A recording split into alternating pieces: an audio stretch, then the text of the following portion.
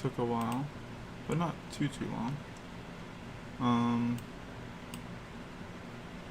see what the audio sounds like. I have to always do that. Ever since coming back and kind of recording a stream or streaming and going for over an hour, and me not realizing that my audio wasn't on. I always have to check like that now. But how's it going, everyone, or anyone who's here? I'm starting the stream early today because it's a cooler day. Though honestly, it just got around that amount that I really wanted it to feel like all day long, and it sucks. But yeah, it's about 85 degrees in the studio right now.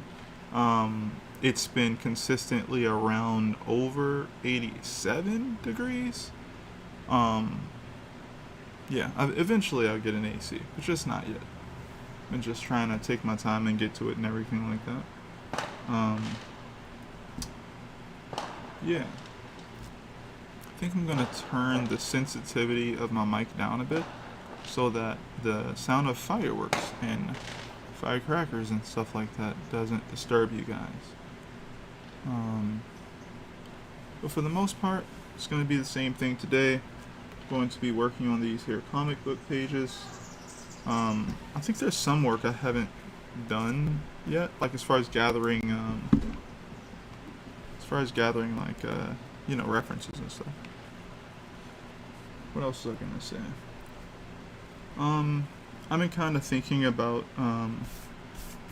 how I want to customize more stuff on the workspace of Clip Studio, and that's been pretty interesting. I'm just trying to figure out like, okay, like what exactly would I like to do?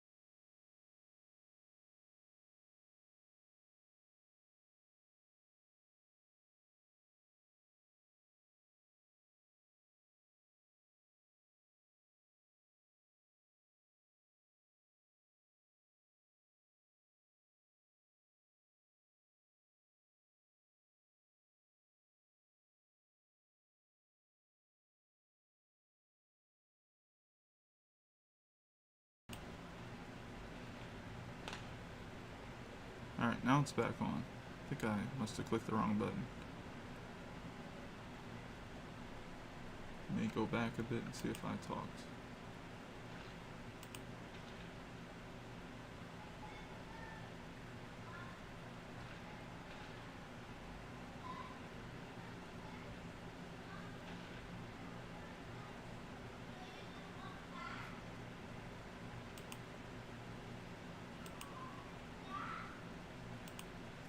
Okay, cool. So, I think I said what I wanted to. I turned the sensitivity down a bit on the mic so it doesn't bother you guys with all the fireworks and things of that nature. But okay. Yeah. So, I want to kind of design, like I said, some some sort of keyboard shortcuts and just kind of keep using them. Kind of got to figure out exactly what I want to use and how I want to use it to be able to really utilize that. But for now, I'm just going to probably be drawing pictures and making notes of things. I do know what I usually use. It's not that many tools, but I do always try to leave myself some room to be able to experiment when I can.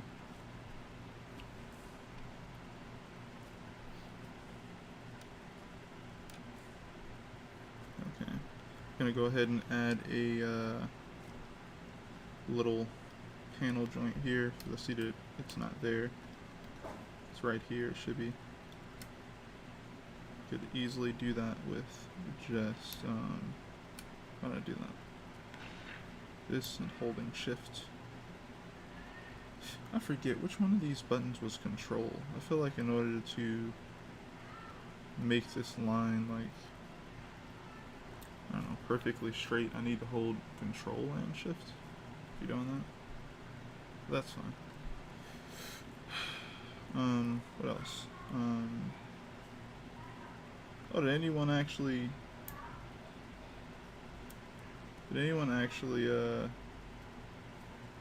see the game award thingy that happened today? That was kind of interesting. I don't know. For me, game awards have been kind of... Wait, is this on the same exact layer? Well, of course it is. Alright, fine. That means I want to jump to a different layer. What about this? Nope, that's not fully which one. Okay, I'll go with that. I'll actually use this here. Go around here.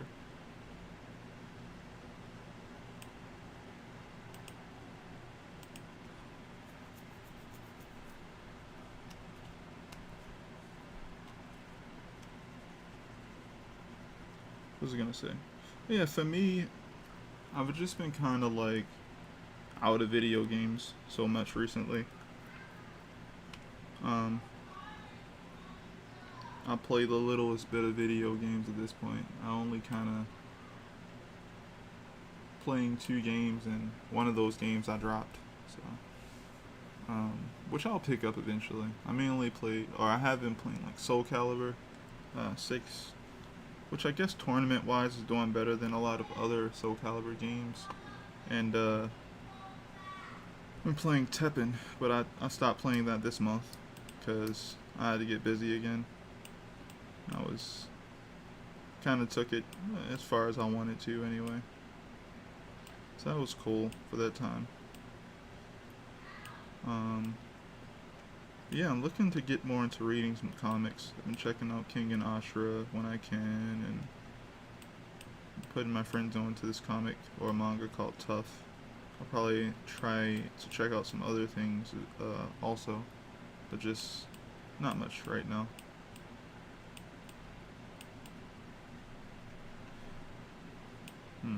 These look okay. Need to give these guys some clothing. Alright, so what else do we have here? So I can kind of start up here again now. And this is what I meant by, like, there's some stuff that I still haven't done, and as far as like collecting a certain amount of reference. And yeah, it'll be for these areas here specifically. But that's okay. We do have the boat references already, so we can at least go around each one of these and fix all the boats and make sure that they're up to par. So move this over.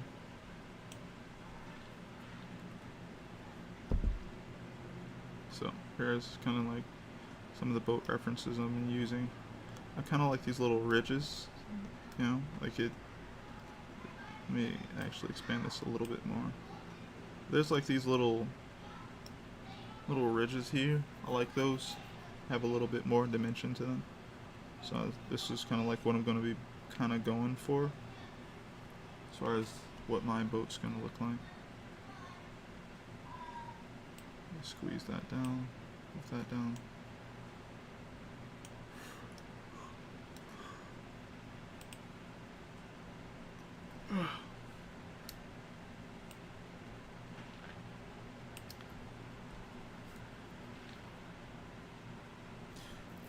So I'm thinking, what exactly should I draw this on? I'm thinking I'll use black with a pen. And I guess I could just go over it. So, over here looking around.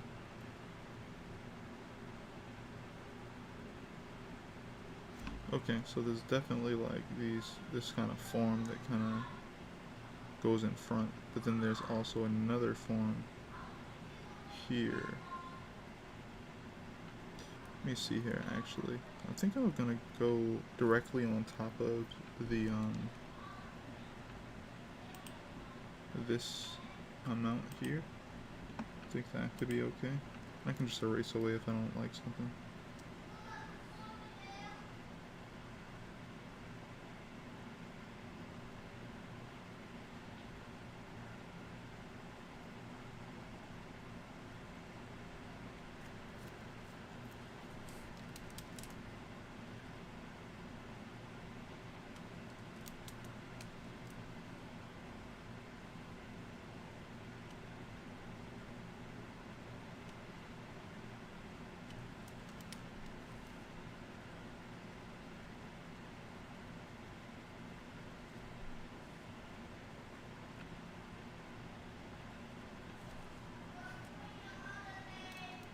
Actually, this is wrong. This is off a bit, right? Because if we know that, I think I got the initial sketch right, but it's just harder for me to see. So basically, if this is like the center, this right here should be where this part is.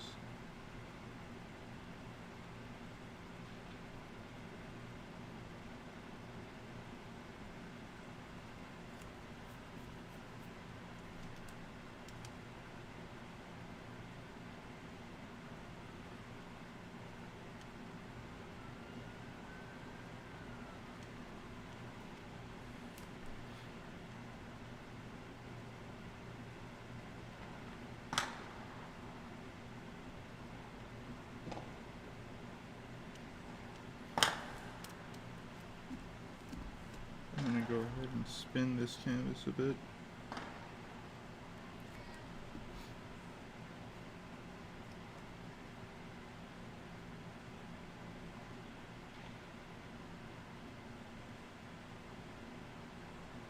Seems to be 3 or 4, I believe. 1, 2, 3, and then there's the bottom. So technically there should be around 3 viewable, and then you'd have like the water going around it, I think. 2, 3, 4. It's about 5. So I'm gonna go for about 3 to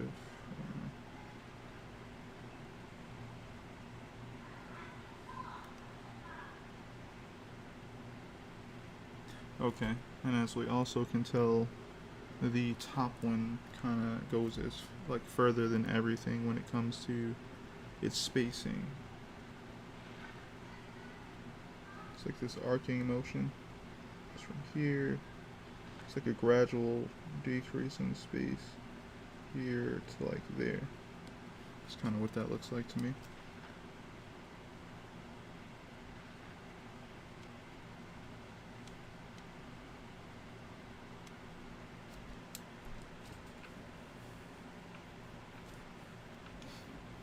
Let me make sure that my audio is still coming through.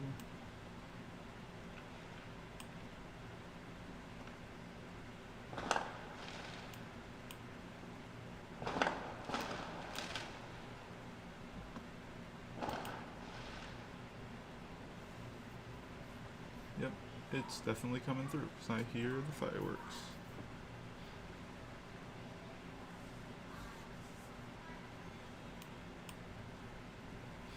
Alright.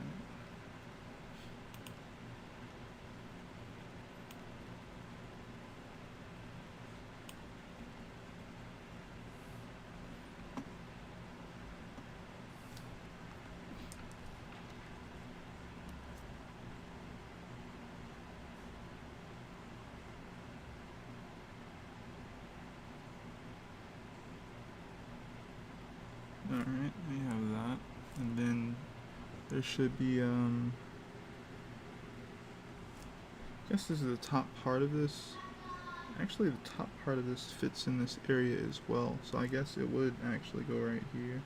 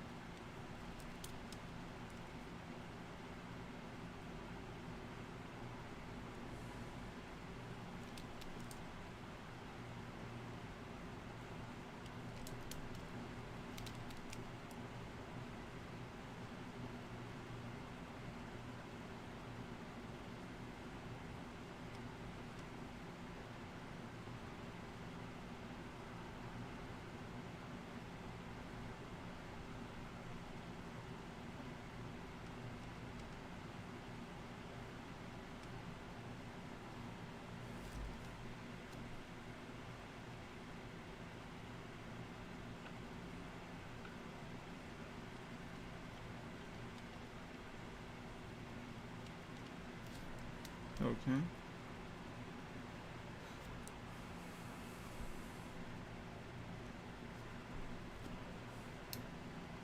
So that has a little bit more depth to it. Let's see if we can find another shot here inside of the ship, which, yeah, we have decent reference for. I actually had another one somewhere, like around here. I kind of like the interior of this ship, or boat.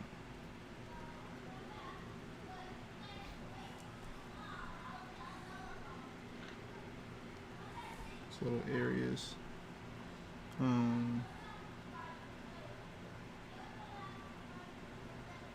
It's like this right here seems off, right? Just because she's supposed to be sitting here on this part that's right next to her. So I'm gonna move her a little bit over. Maybe it'd even spin her a little bit. She could be like on there like that.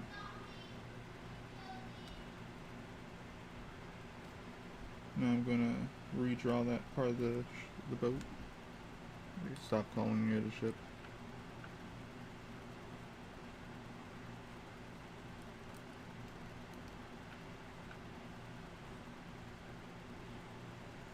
Okay.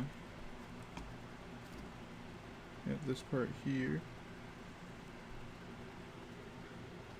And this actually has like these little pieces of wood that kind of go in the direction the boat is going.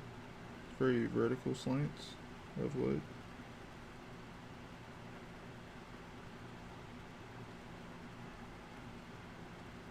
Okay.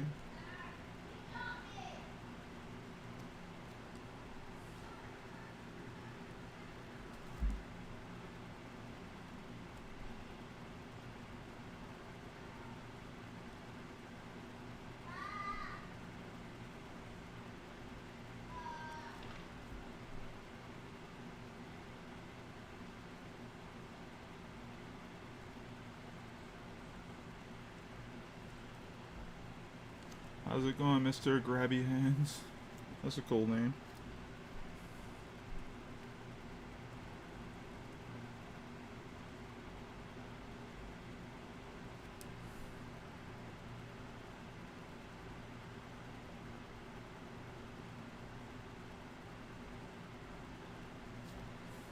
Okay, so now we have a lot more detail than we had prior in this boat. In general, I'm going to also kind of infer the bottom portion of it. Should be around here, here, type of shape. And then go ahead and add in these little wooden parts down here, but I'm going to do it faintly because it is farther away. So that'll be cool.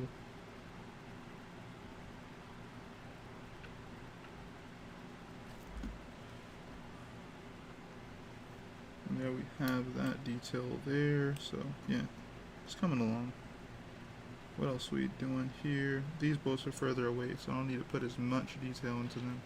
But some of these things need to be fixed up, like some of these are off perspective shot wise. So I'm going to try and fix that now.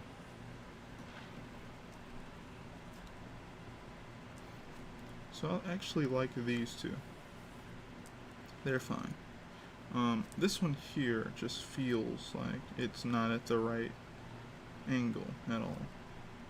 So that's the one I'm going to be focusing on. Should probably be more like this. Something like that. Could believe that more. But then again, right, the other problem comes in where you have these two characters, and if they're this small, then the scale feels off. To some degree it does anyway. So I have to fix that with all this stuff going on.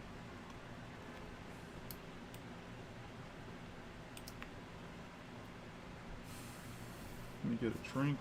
Oh, well, I am drinking kiwi strawberry. It tastes okay. It's a Snapple beverage. Has an aftertaste to it. It's okay though.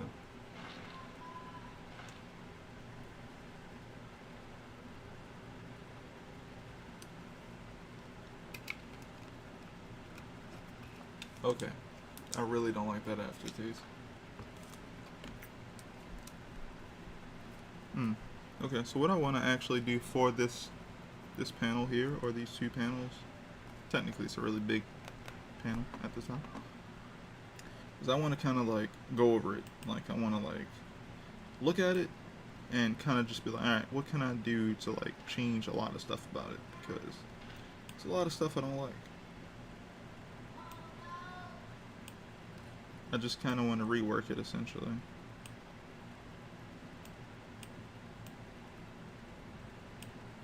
Okay, so I'm gonna go ahead and cut and paste it. Go over here to my pop-up. Oh, I'm not even on the right layer. Alright. I'm gonna undo that or delete that. Okay, so that's on that layer. Alright, didn't know. There we go. Should be on the right layer now. Gonna make sure. Yep. Okay, so that's my initial sketch underneath of there. Remove that? Yeah, I can.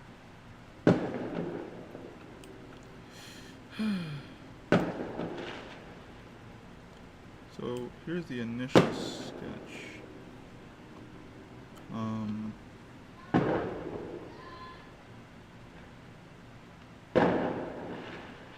Jesus, yeah, you guys have access to some really big fireworks or something. Looking at the initial thumbnail or sketch to this,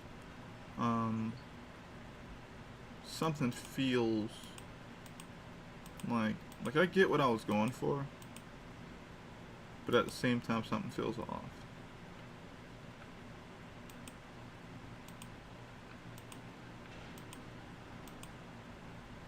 Okay, so here's what I'm going to do. I'm going to cut. Did I do it? I don't know if I did it. Still there. No. I'm going to cut and paste it. There we go. It's by itself. Now I'm going to lower the opacity again. Or at least turn it... No, I'm going to lower the opacity, turn it blue. That way I can kind of see it. And make a new layer on top of that. And kind of see what I can come up with from here. This is this pencil.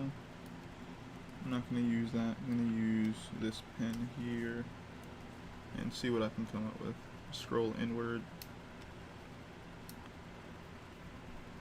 My main problem I think is this boat still comes to my mind.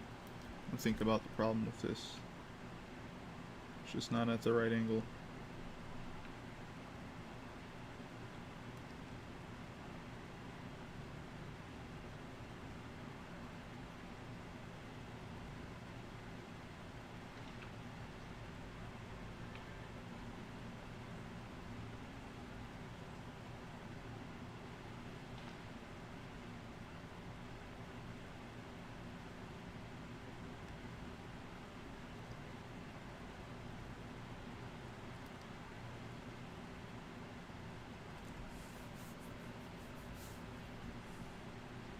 Alright. Hit it in. Do this part of it.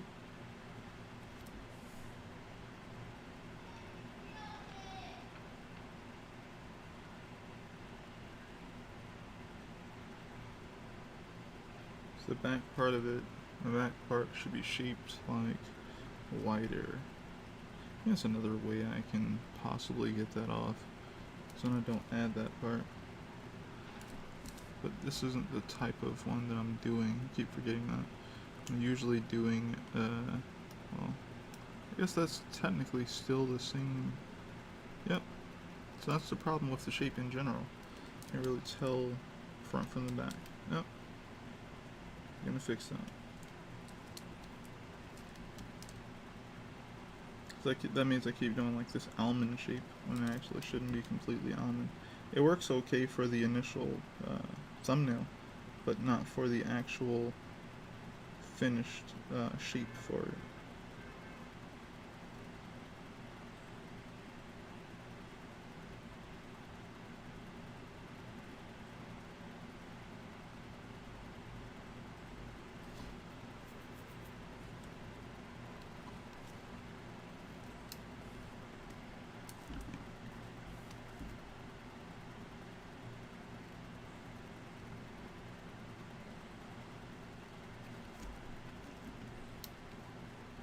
Okay, I'm okay with that shape there. Go ahead and apply that type of thing here.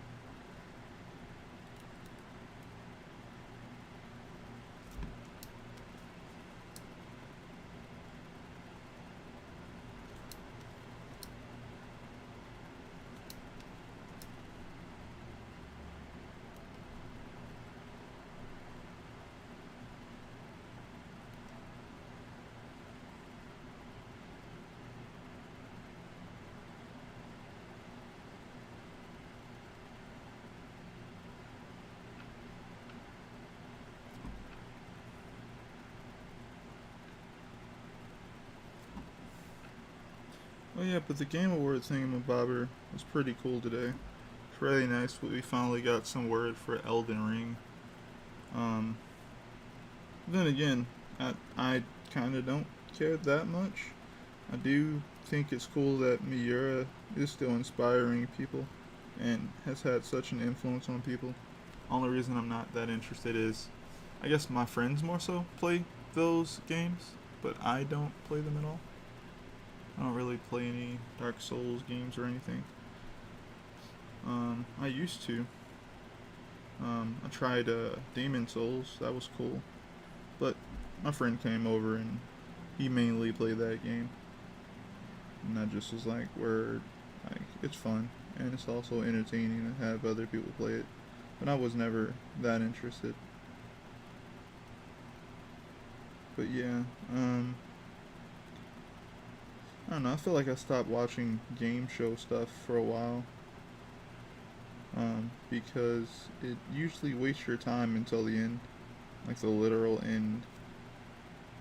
The world premieres are never that interesting. At least for me. But that's probably because I don't play as much games. But yeah, comics are cool though.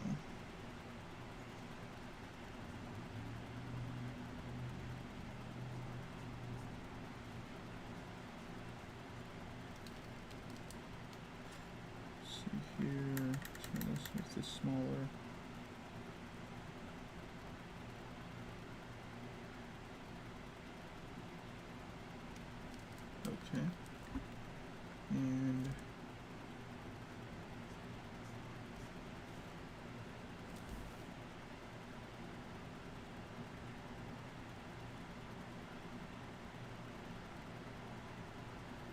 looks about like the middle there. This is the back part.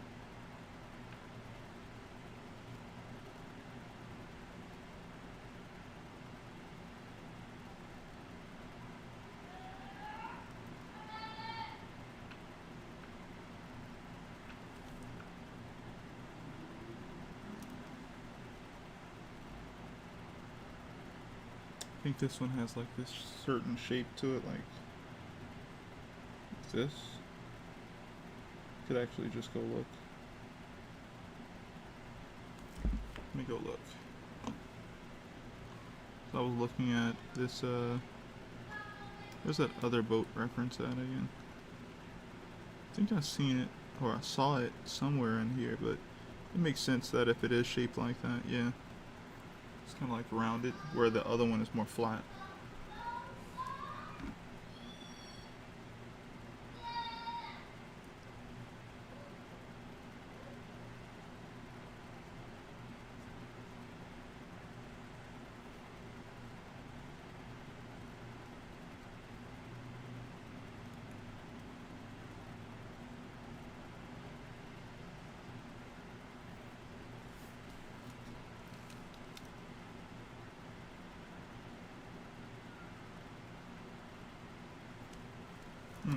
Alright.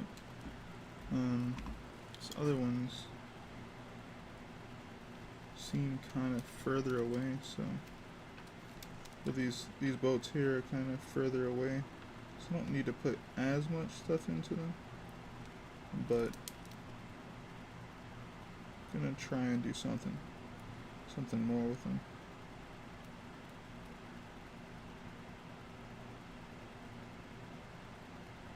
Oh yeah, He-Man got announced for Netflix.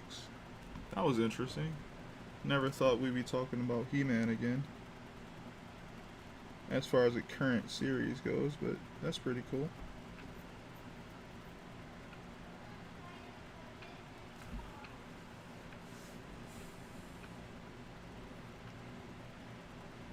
Alright, so I'm pretty much okay with those boats now. No, wrong direction. This boat seems still a bit off, so I'm gonna go ahead and grab it and move it a bit.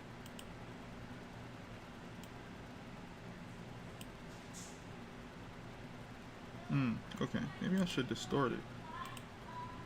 This needs to go up.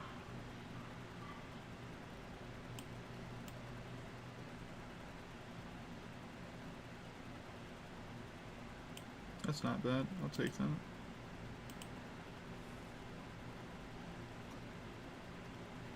Maybe I should make these a little smaller.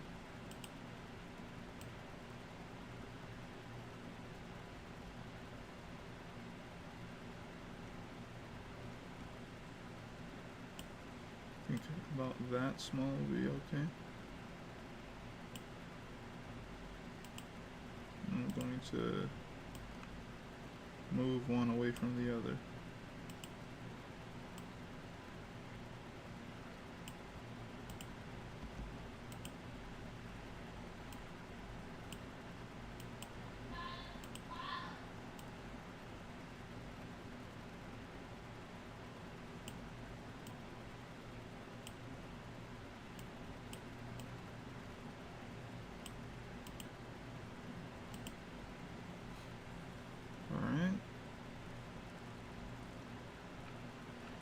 I like the way that looks now. It's not perfect, but the angles and everything kind of fit more what I wanted to go for there. Alright, so next we have these naturalistic parts. I don't know why I just said that specifically, but yeah, like non-man-made parts. So we have like this little place right here. It's next to these tree area. I think I can figure that part out. Alright, so I know that I wanted to have like some land formation here where people can kind of stand. So it'd be like, I'm gonna go over here. That looks off. Or weird, actually. Yeah, there's one over here.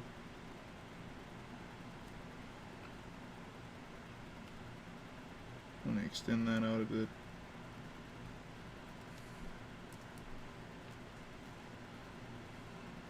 You have people standing here.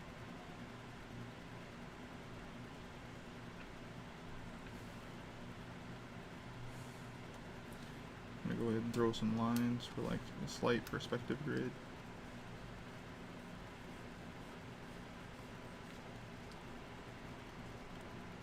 I'm gonna move some stuff back.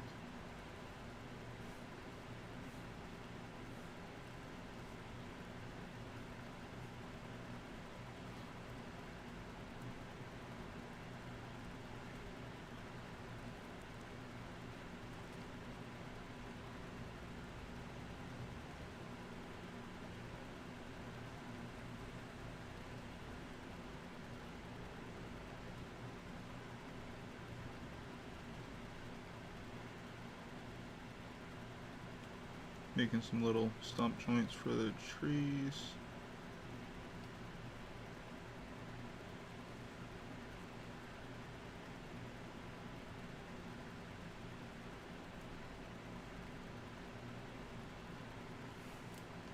And I think I even downloaded a brush for this. Let's see, open this up.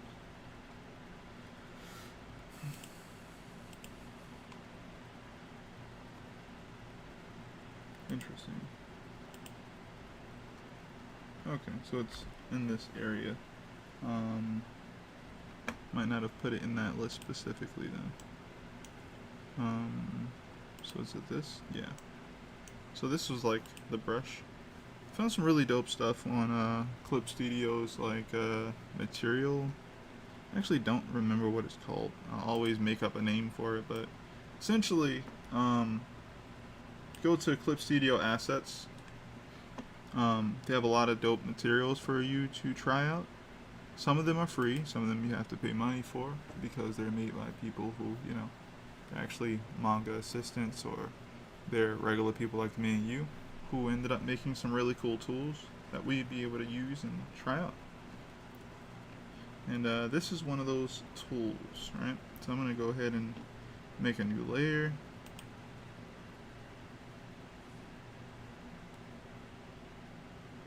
New raster layer. I'm going to put it set to multiply for right now. Make it a little smaller. And yeah, basically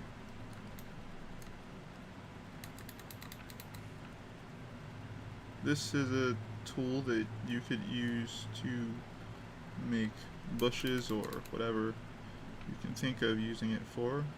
I'm using it to kind of just help me fill in a certain area of these little parts of the tree, right? And the thing is, I'm still going to basically use analog eventually, but yeah, for right now I'm just gonna use this to kind of fill in this area.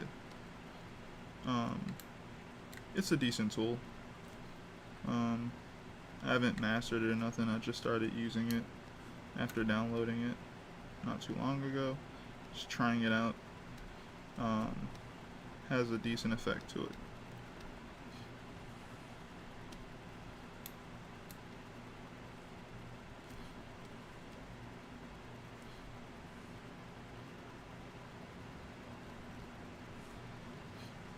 But yeah, I like the way it comes out. It's a pretty cool tool.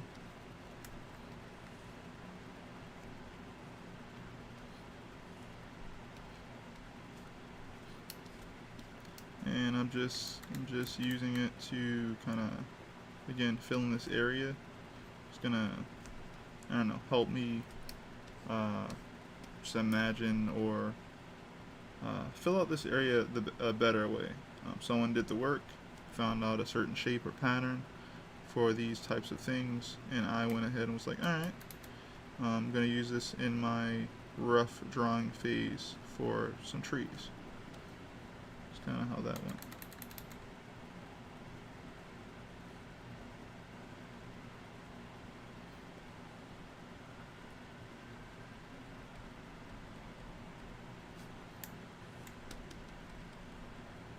Well, of course you can kind of tap and actually do that, but again, this is our rough phase anyway, you don't need all that.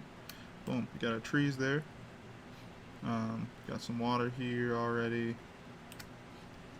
Gonna go ahead and add some more things here and there. It's a different pen. So I'm gonna go back to this tool here. It's my G pen. But yeah, for the most part, I was able to kind of get away with all that.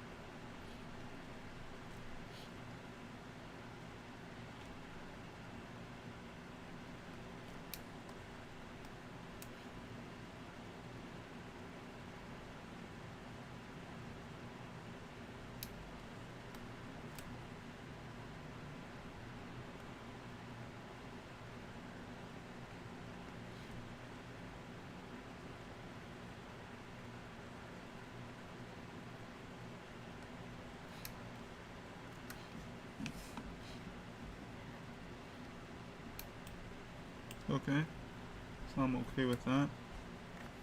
Shoot, I even downloaded or found a cloud brush. I remember telling you guys like one day I'll get a cloud brush, even though I really want to just draw them by hand anyway. I was like, you know what? I'm gonna download a cloud brush anyway and see if I like it.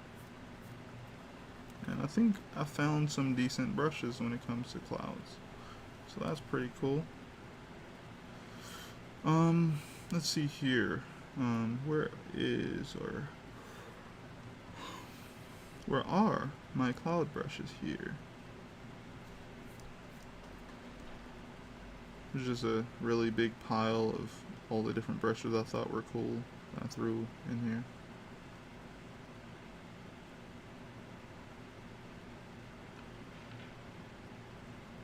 Alright, there's one, and I think this one is the other one. Or this one is the other one. Or this one. Or, you know what? Let's see here. Let me go to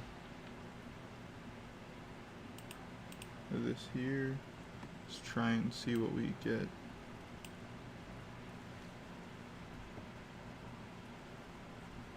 Alright. That's cool.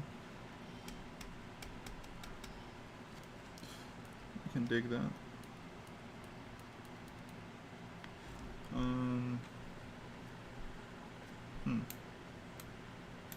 I wonder, can I just... Okay, I can probably turn it white. And maybe go with an outline. No, I can't. Interesting. I would have to turn on layer properties, I guess. Which is this effect here. Nope. Turn that into black. Okay. Oh, that sucks.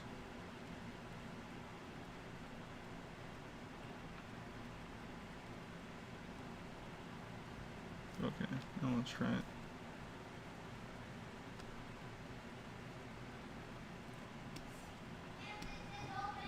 Okay, so that doesn't do that either then. Fine.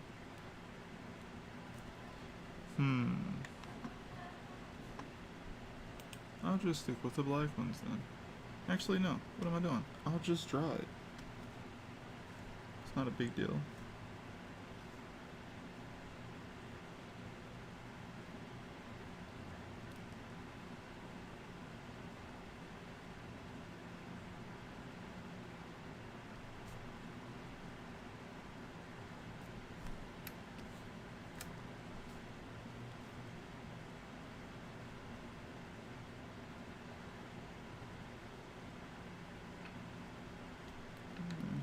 too close. Up here.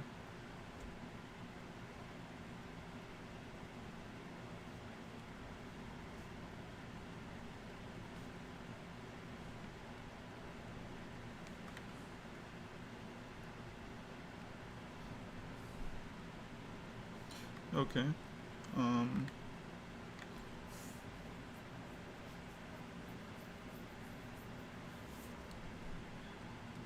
think I'll grab the airbrush tool for this one. Even though I don't think I need all of this. Like, honestly,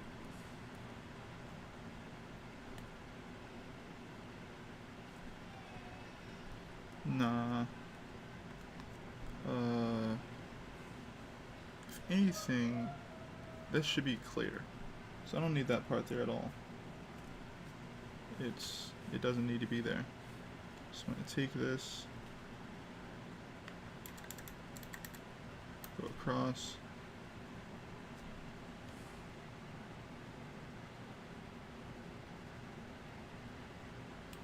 something like that.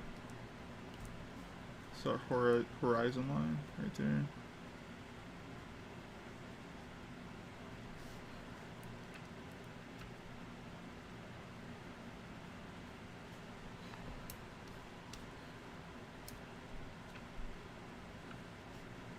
And gonna have the water just kind of turn.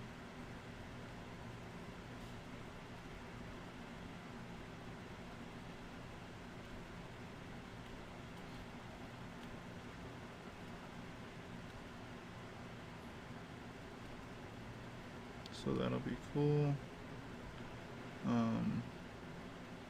While this is going this way, you should get this type of effect from the back of the boat.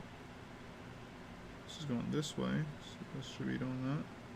It's going that way, so that should be doing that.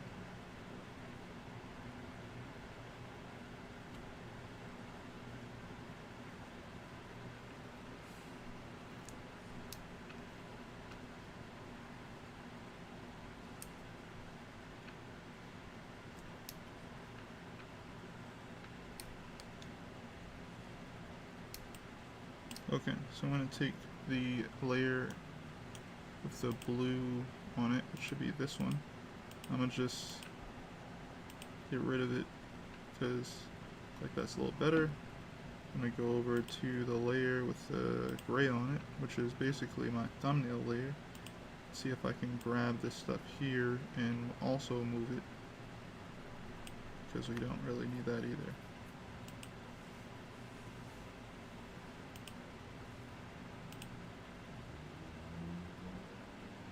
It's a clearer image now. That's pretty cool. I really wish it was this cool in the studio earlier. So freaking hot. Like, it's like 83 right now. And I'm like, there's a breeze? I'm like, wait, it's a breeze? Where's this breeze coming from? Where were you all day, breeze?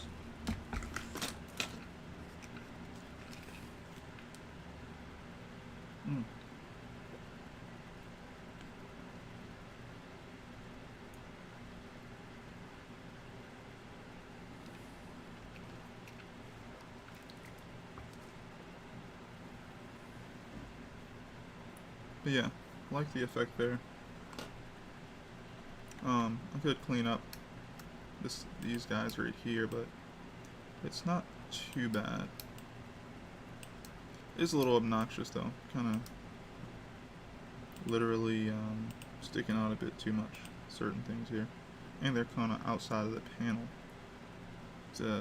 their outfits here.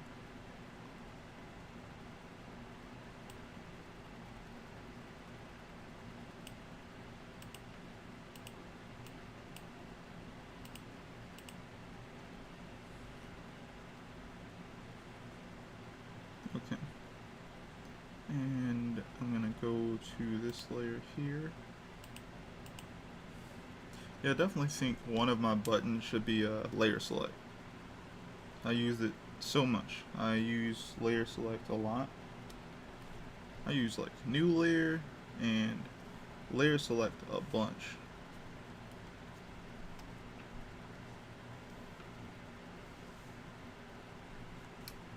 So I'll definitely consider making one of those a button and making sure it's memorable enough once I get that.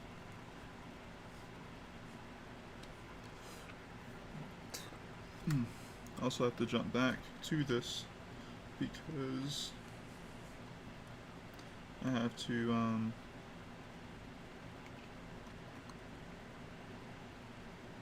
add in more characters here. Good morning. Good morning to you, Ritesh. Thanks for stopping by. I don't know if you're still there, but yeah, thanks for stopping by. Just working on these comic book pages more, getting more stuff done.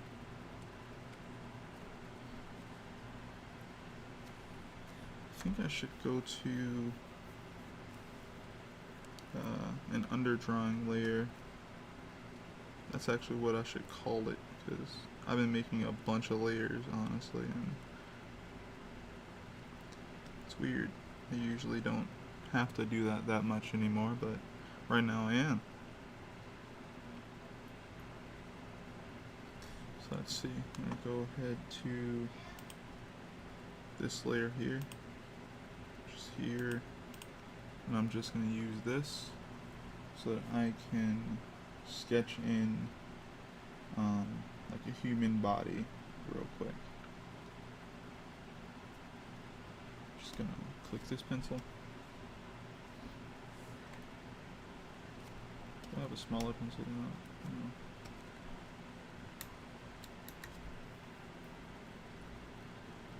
So you're going to have a guy right here.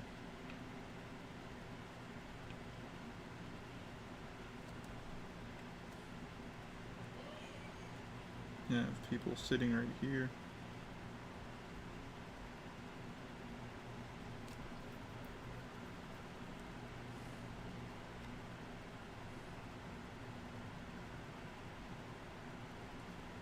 And we're going to have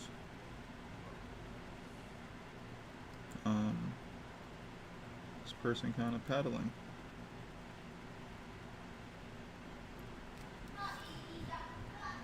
And I have this person sitting down.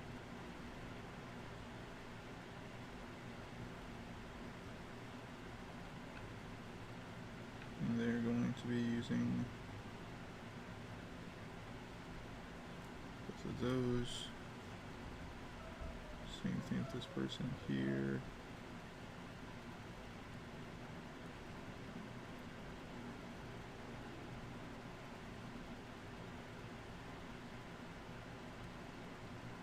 And before I forget, I have to jump back to this other panel and add in these little paddle holder joints.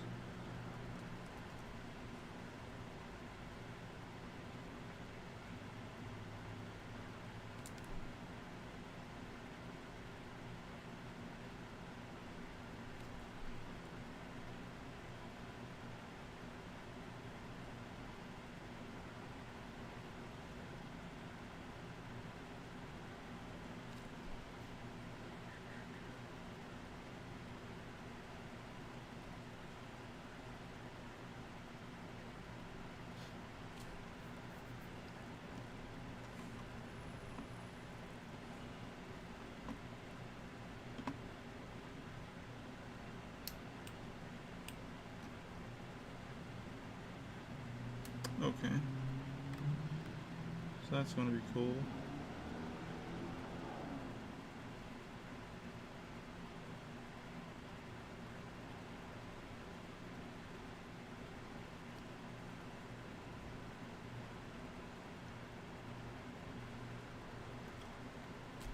It's my right side of the face, right? So that'll be this. We're going to have it like that.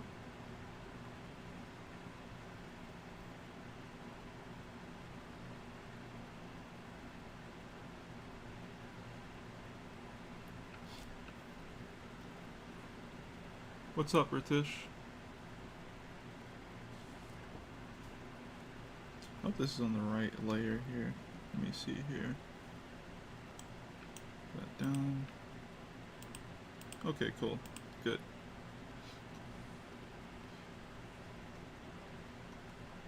This guy's gonna have his own shirt.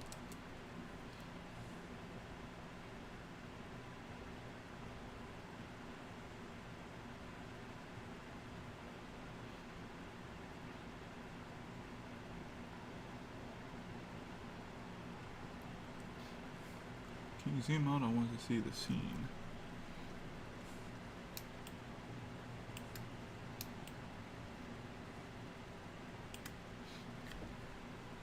Mm-hmm.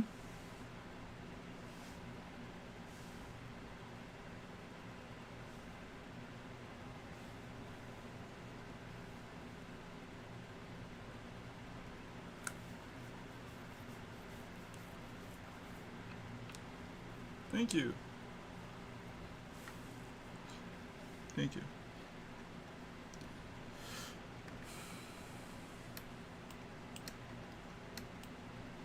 I wonder, is this guy in the way? Oh, okay, he's not in the way.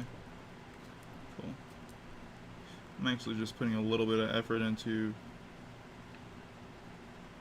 just putting the faces here this way because I had an idea for it. So I'm gonna jump away from that, come back to this. I'm kind of going around and fixing up the props and backgrounds and stuff as far as in my my under drawings and stuff. So, well, in my rough phase, which is basically all of this. Like I've done all this stuff after this at this point. Kind of been fixing up all the stuff in the backgrounds, the attention to detail on some of the boats, platforms, you know. A lot of this stuff has just enough for me to like be able to go off of here at this point. And now I'm doing that for some of the stuff in the beginning of the chapter. Kind of gone through and done all these different, keep forgetting what to call these stands, if you will, right? These stands, these shop areas, the ground, plane, all that good stuff is all there the way I need it to be already. And I worked on this stuff like yesterday-ish and the day before. So now I'm kind of going back and doing like, this type of stuff. And making sure the water flow is where I need it to be. Making sure these images are clear and easily readable, even for me. So yeah. I'm gonna do this boat. And that boat. And people in the background are excited about this chapter. That's exactly why they're using fireworks right now. They know that I'm streaming, and they're just like, man, I can't wait. I'm gonna go outside and use fireworks right now. That's just, yeah, yep, that's what's happening. Man.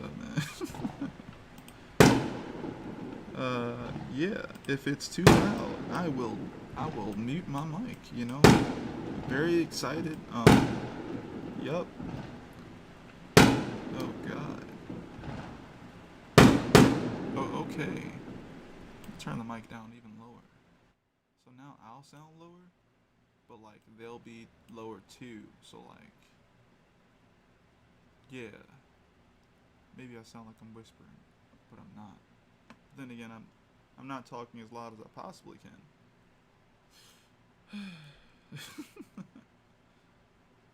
Okay, so, alright. This is the right layer. Go here. And we're gonna start again. Remember the shape of this. It's like this. This is a little bit too small here.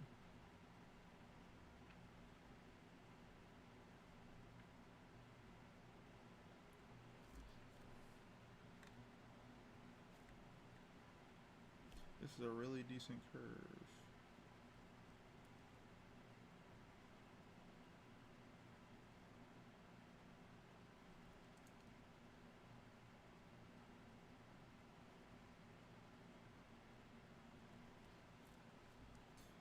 Now I can erase out of this part.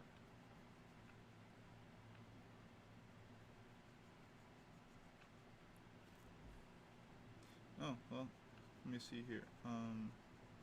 Don't know if everyone here is subscribed yet, but please subscribe. I do video content like this all the time, usually weekdays, so usually I put them up around 9 p.m. Eastern Standard Time, or I start streaming around that time. So yeah, if you enjoy coming through and hanging out and working on your own art and stuff like that,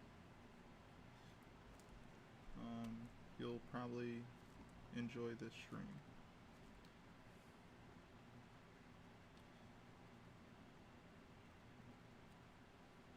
Let me see if I can flip this just a bit to hit this angle a little bit better.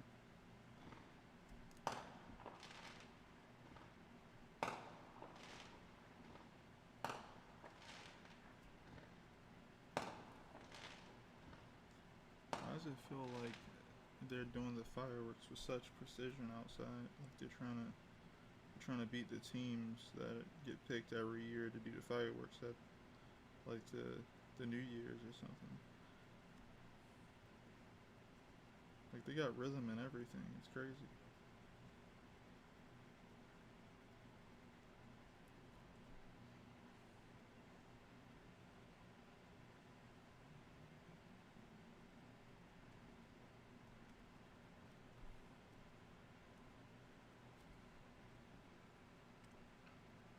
Keep forgetting that works that way.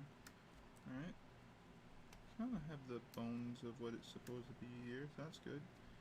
Can't see the side of this one since it's so close to us, but we can see the inside of the other part that's more away from us. So just gonna do like this.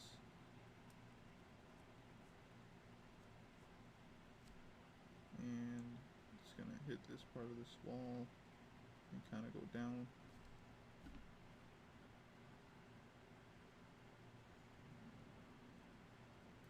Actually, doesn't look like it goes down enough. That's a little bit better.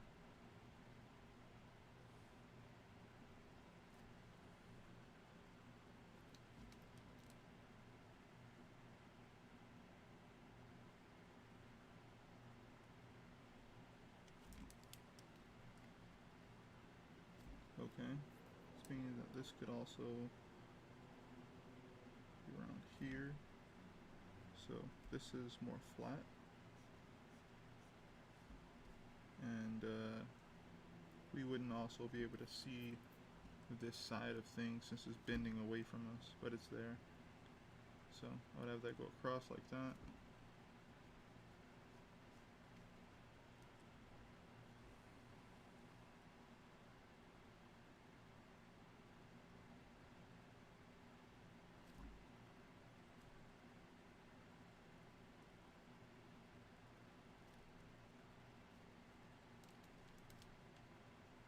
Actually, I'm going to just undo that. I'm kind of drawing directly through my underdrawing at this point. I'm not trying to be too precious with everything.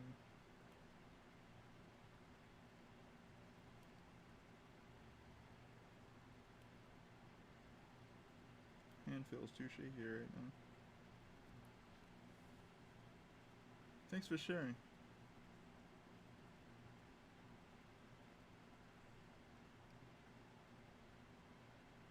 This one should be about right. Alright. Usually I'm better with like pin pressure as far as like trying to get these things to kind of like this basically and get these things to feel right. So this will go here, that will go there, let's go there, something like that.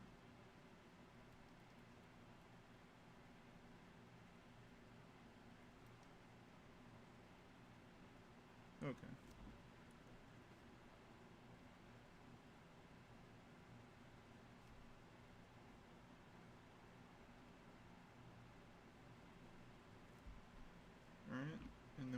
bottom part of the ship. Oh, obviously we have these two,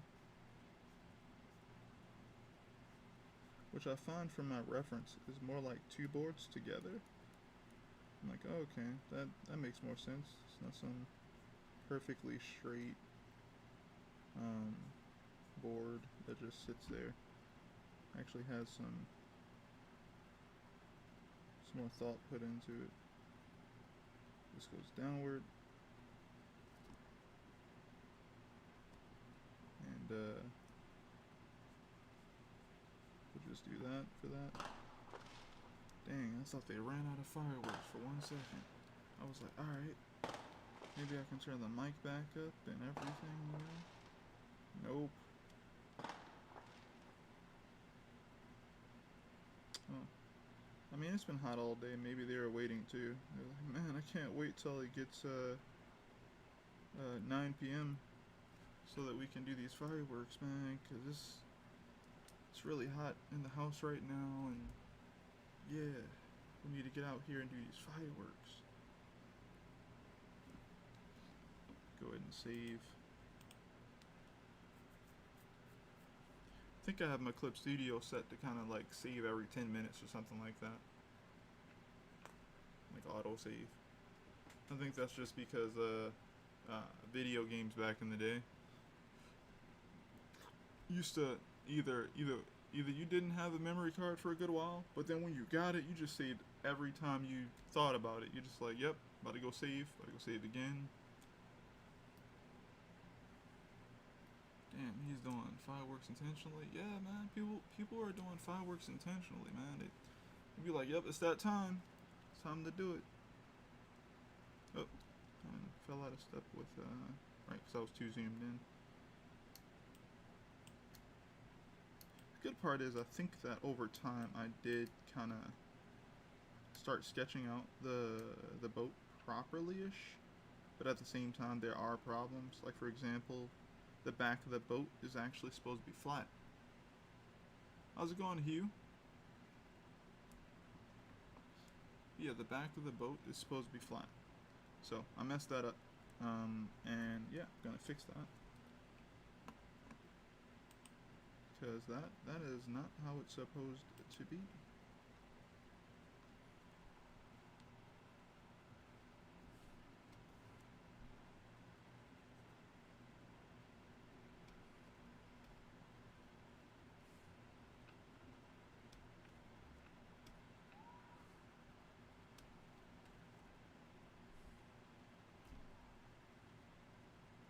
I do like the initial line work though. It's not bad. Just could be better.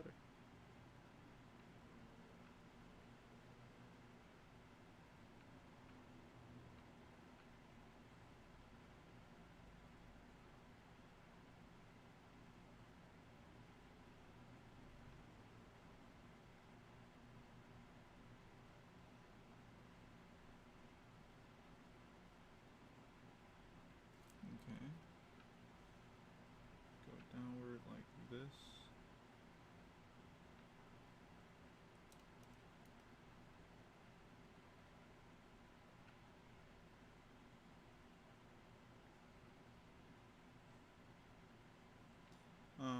Here's a random question.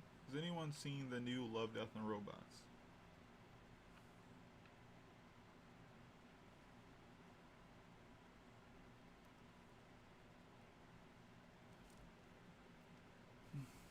If so, did you like it?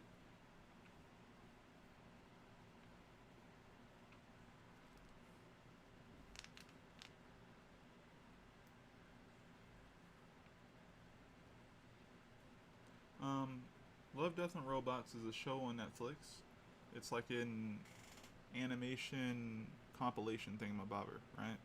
I forget what they call those things, but it's basically a collection of short story animation project. Kind of like how Fantasia was for Disney, but Netflix is doing it, and or hiring. Netflix is hiring studios to do it, right? And putting it on their platform. And yeah, the first one was hyped up a lot, but for me, it didn't really work as well as I hoped it would. Um, but I actually enjoyed the second one a lot more. You haven't seen it? Okay, well, here's a non-spoilery version of a description from my point of view. The first one had a lot of hype to it, but it had like, I think it had like 19 shorts on there.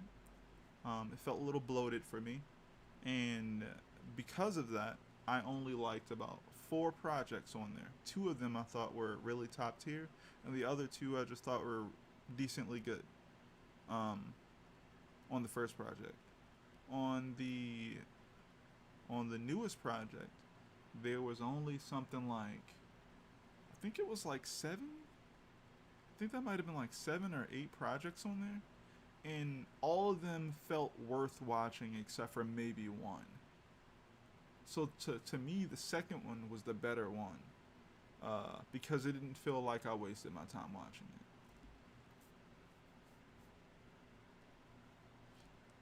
Yeah, like imagine watching 19 projects and just being like yo, 19. There's maybe 4 that I felt like were decent or like worth watching. Everything else was like, you know, you just let anybody uh, pitch their story for this thing. And I get it. It was the first run. But they did kind of. It was more about the hype, right? I guess you can hype anything. You know, you always got to go into things with a little bit of like maybe it won't be as good as they're hyping it type thing. Um, I mean, I guess that's how projects succeed. You know, they need the hype. It's probably why, I don't know. I'm a little bit too modest, I guess. So I don't really hype anything that I do, which it might be also why a lot of people don't know about what I'm doing when I'm doing it. So it could be that. But yeah, these guys can't, they can't allow themselves to fail. They have to get a lot of people watching. And what they did was they was like, hey, we're hiring the guys who worked on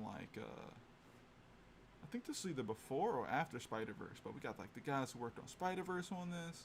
We got Blur Studio on this. They've done a bunch of CGI trailers for like really big video games and even Star Wars, and there's like, oh, and David Fincher, this legendary director guy, it's my favorite director, honestly. Um, he's also going to be a part of this, and I'm like, oh snap! Like David Fincher is going to be directing some of these. Like, this could be crazy. This could be amazing. And I went into it thinking that of that possibility, and I was very, uh, I was very underwhelmed. The other part was I was hyped to see anything that was going to possibly uh, rival something like the Animatrix. Um, Animatrix is probably like my favorite out of those types of things, where you have, I keep forgetting the exact name of it. It's basically a collection of shorts. I think that the Animatrix is great. It's top tier when it comes to collecting those short stories because it's also canon to the Matrix story. Um, my second favorite is my second favorite of those types of collections of short stories for animation would have to be something called Memories. It's directed by Katsuhiro Otomo of Akira fame, and he did a bunch of short stories for that, and he got friends in the industry to work on it. So you got like Satoshi Kon working on it, along with Koji Morimoto, who in a way is my favorite animator. Um, and Satoshi Kon's kind of broken when it comes to directing. He's not fair. And I think they even got. I found this out more so recently. Yoko Kanno worked on that too. And if Yoko Kanno's on something, she makes. She kind of makes it almost like it doesn't matter if it's bad or not. It's almost kind of like Yoko Kanno makes it worth checking out just because she's working on it, or she helped work on it. So I was I enjoyed the projects that I got to see from those. Um, I think the Batman thingy that came out, that some of the people who worked on Tekken Concrete, which is Studio 4C, and let me see if I can turn myself up a little bit more so you guys might be able to hear me. But 4C is a great animation studio, and they helped out on on the on those types of projects. They did like a Batman one. I thought that was decent. Um, what else did they do? Um,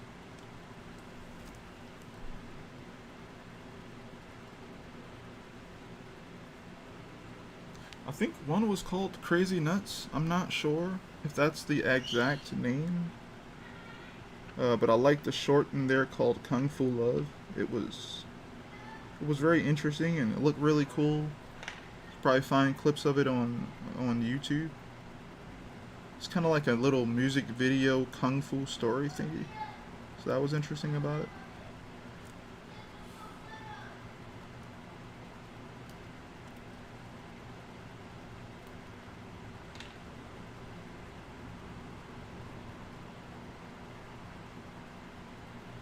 Oh yeah, and then you have like Genius Party Beyond and Genius Party. I think I like Genius Party Beyond more than Genius Party though. Oh, and let's not forget Fantasia was fantastic in certain parts. I think I like Fantasia 2000 a little more though. Though Fantasia by itself already had some good stuff in it. Fantasia 2000 had like this animation of like this like it was like this lady who could become like nature itself type thing, and then you had like fire. It was like this fire thing, this fire against nature type thing. I really love the way that was animated. It was really cool.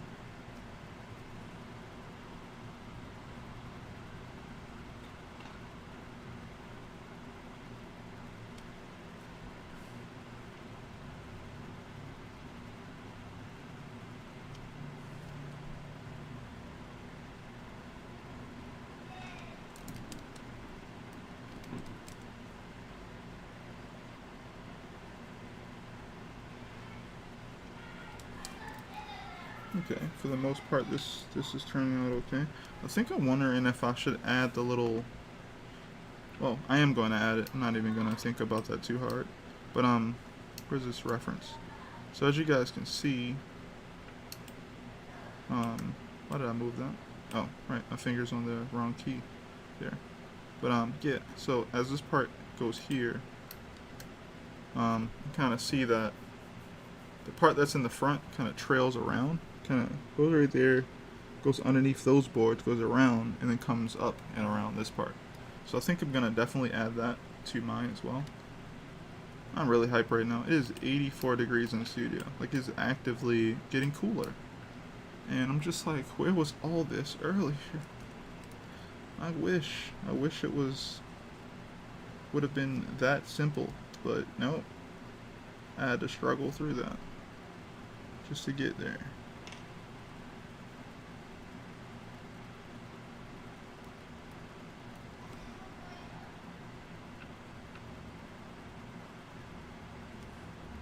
Okay, so I see that kind of just goes straight down. Okay.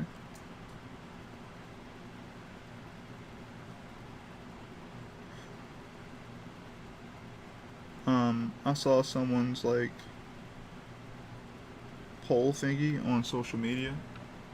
Oh wait, do you have you watched Invincible? Yes, I have watched Invincible. You think it's dark? I don't think Invincible's so dark, but it does have a slight bleak nature or feeling to most of it. Um, it's not that dark. I just think that it's a lot of stuff happening.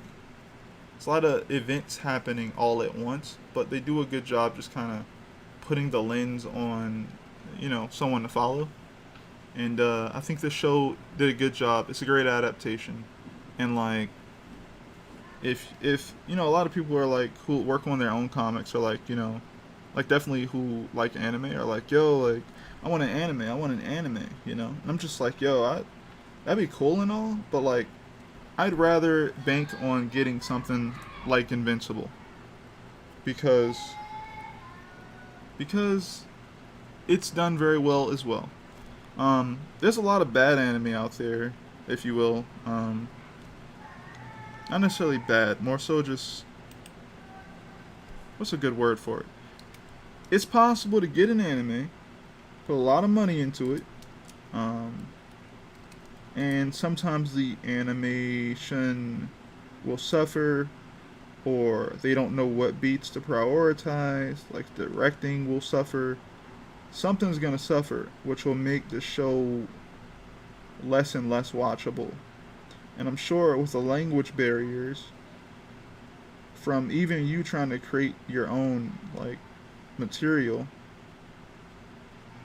trying to translate that over to a Japanese animation studio and then them produce it for you, something's gonna get lost in translation.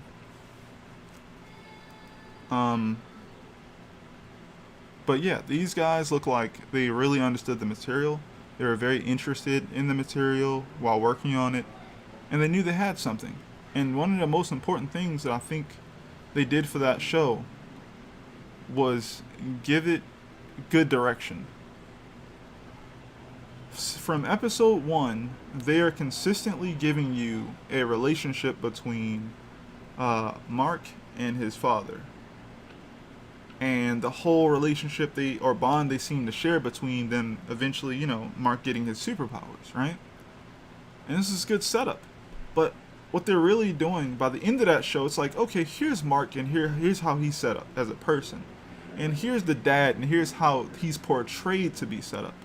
Then by the end of that episode, you're like, wait, he just killed essentially the Justice League. Oh no. Alright?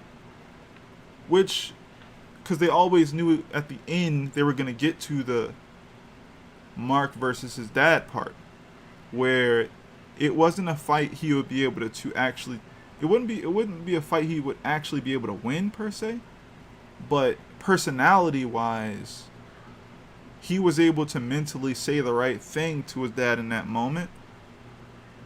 And that was where they were leading us. It was like, okay, we need this moment to pop off. This needs to be the moment people will consistently remember from this show, from this season 1, right? How do we get there? And you pick the right voice actors for the moment. You pick the right direction. You give him a little bit of work to do as a hero. You do this, you do that to kind of make sure that everyone understands this kid. Everyone understands this guy's personality and some of his choices. What type of regular person is he? And okay, what is this mystery? We gotta make sure you don't completely understand the dad who has the superpowers. So you're always wondering, what's the deal? What's up with him? What's the deal? What's up with him? Until you finally get to the last episode and he tells you, I lied. This is what's really up with me. Which means, that's what you've been waiting on that whole show. That's what it's been building to. Even though you've been enjoying it, that's what it's been building to. Same thing with Mark. Where those last, I think, 3 episodes before the ending episode, Mark didn't see his dad for a while. But finally, when he confronts his dad, he's just like, yo, what's happening? And it's like, yeah, your mom's like a pet to me. I love her, but she, I love her like a pet. It's like, it's like they did it really good. They did really good playing off of different things there. We knew what was going to set a character off because we kind of understood Mark at that point. We didn't know Omni-Man very much up until, I would say, the end, where Mark said something that really affected him.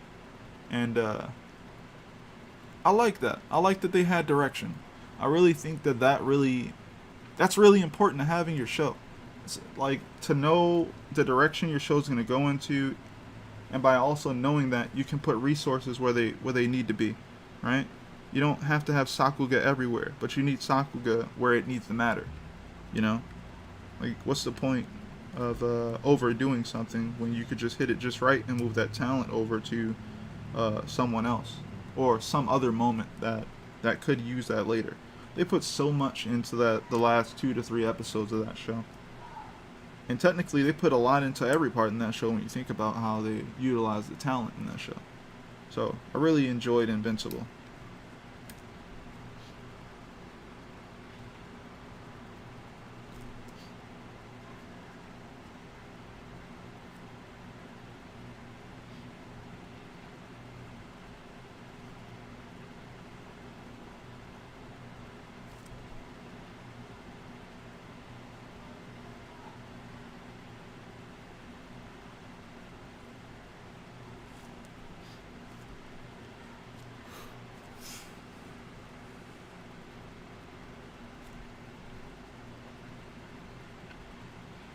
Alright, so we're going to add this part here. Down. Okay, I don't like that now. It feels a little off, so I'm going to change it. Be like this. And alright, now I'm thinking that this is off then. Probably is, or was. Kinda wanna do something like that. Alright, it's better. And let's see what this looks like here. Move that out the way. Okay, so this is definitely kind of off here. This is aiming down. Actually, should it be aiming? No, this is not aiming down. It's coming upwards. So if that's the case, then this should be doing something like this. Not coming upward. What I mean is kind of like the camera is positioned low. So basically this would be like this middle part here.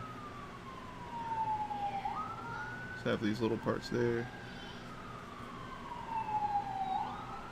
And we would basically be wrapping this part around here, and it will be getting closer and closer until it goes around like that.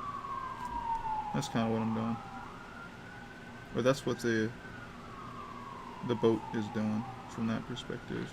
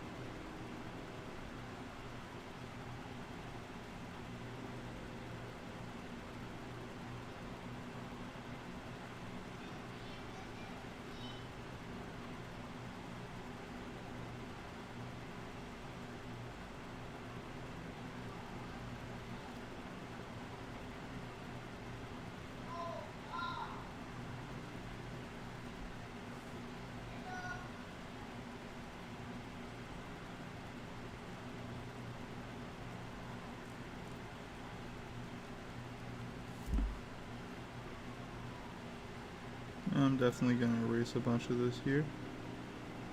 Gotta crop it.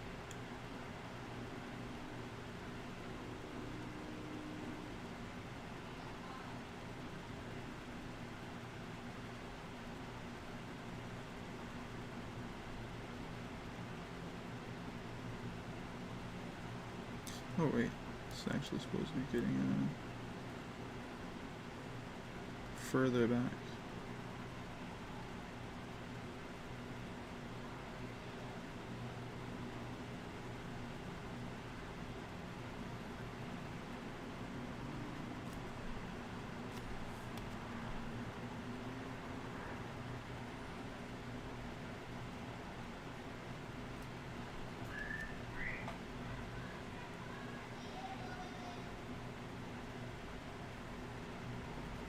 It's gonna be the middle. Just need all that there.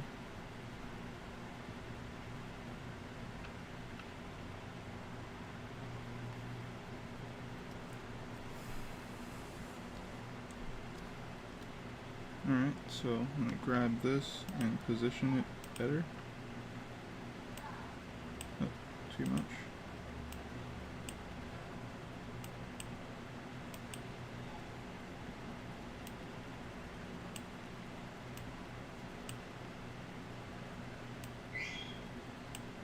Oh, if you hear kids in the background, I have those. Yeah, yeah.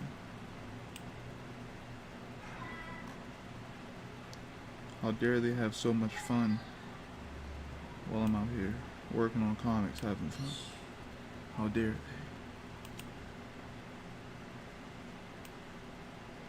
they? Make that a little smaller. I think that's decent.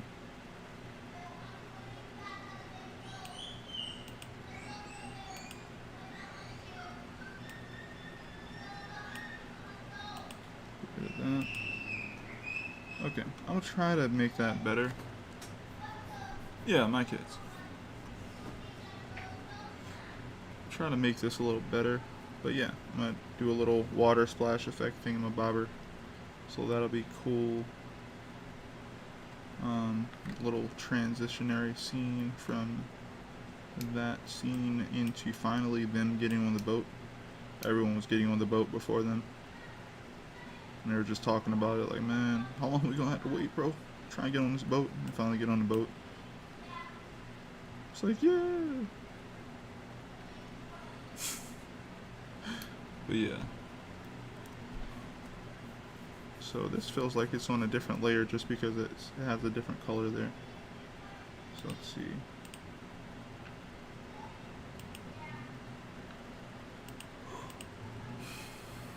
I'm gonna go ahead and move this out of the way since I'm not really using it that much. Okay, so this is the layer this is on.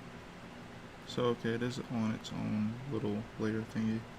See, that's what I mean by, like, I feel like I got a little better with it. Like, the shape of this is correct, in my opinion. It starts a little narrow, then it gets wider to the back, and even on the second panel here, it's like, alright. Kind of figured it out a little bit more. So that's cool. So I don't have to fix up too much here.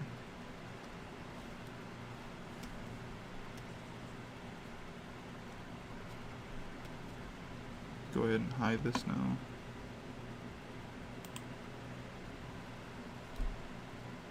Now this is definitely a little off. It's not supposed to be like this, but at the same time, it looks a little epic. So I don't know. I might lean into it just because. Stretch that part out.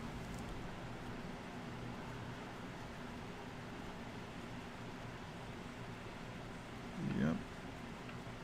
This is straight on, which is supposedly one of the most boring shots you can get, but it has a little bit of a skewed angle to it, so it looks a little bit more dynamic than straight on. That's good.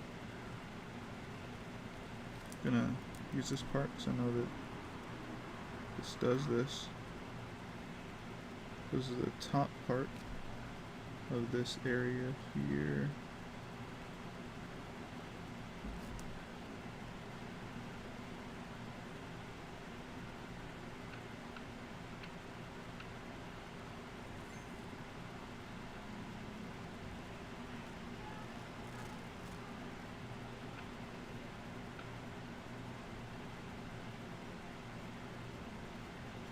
Cool. How's that wrapping look to it? I just got a message. One moment. Check the messages.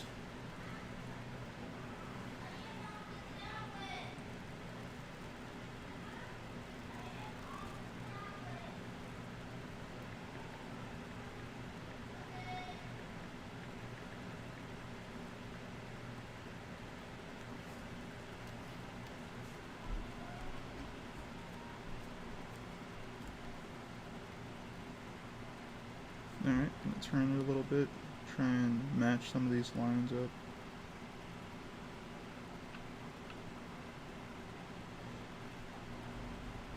Okay, this one works. Kinda.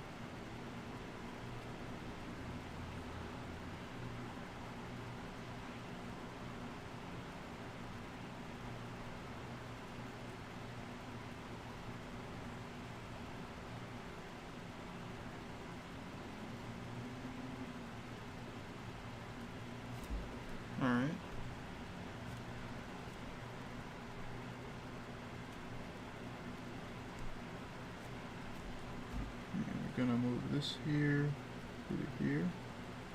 Oh,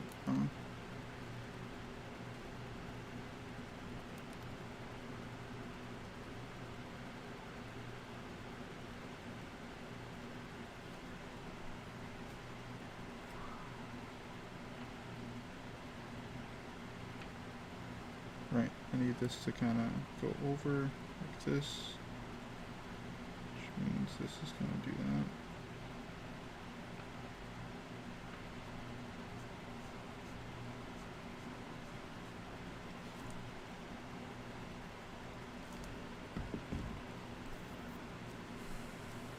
Gonna spin it a little bit again, kind of get the back area.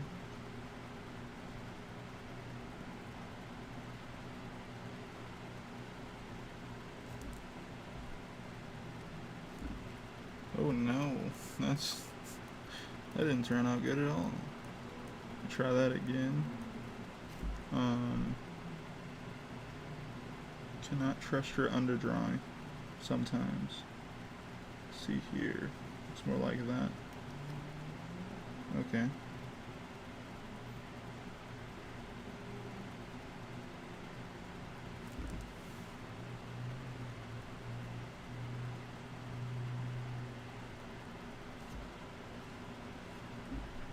Feels a little bit off still. Move it up. Flip it.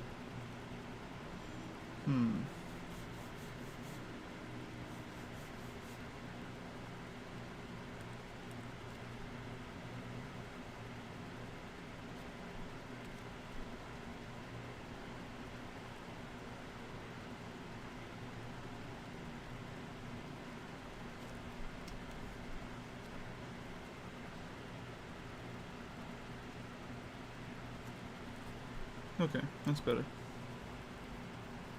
Alright, we have the interior, other parts of this ship. My bad. Boat. I really got used to saying that for some reason.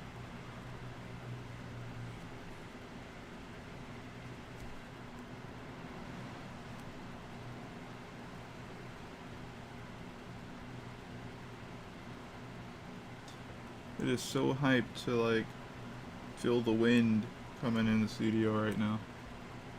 Like, it is so freaking hype. I'm just like, yo, it's like I'm really looking at a thermometer right now.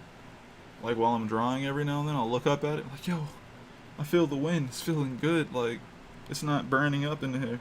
I'm looking at the thermometer. It's like, yo, it's 83 degrees. Like, I can do this. Like, I can deal with 83. This is nice. 83 with the windows open, like it's nothing. I could deal with that.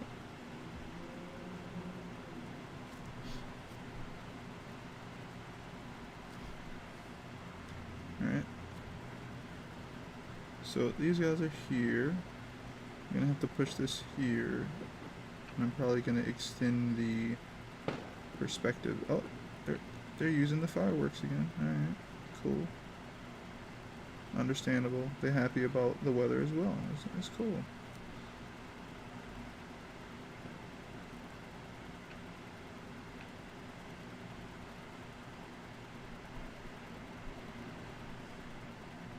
Go down.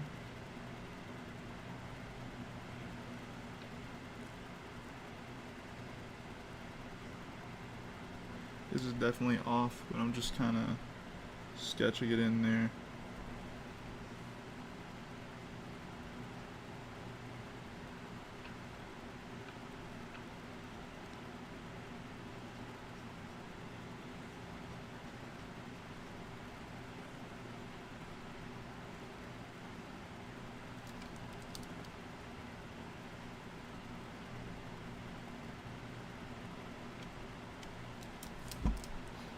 Alright.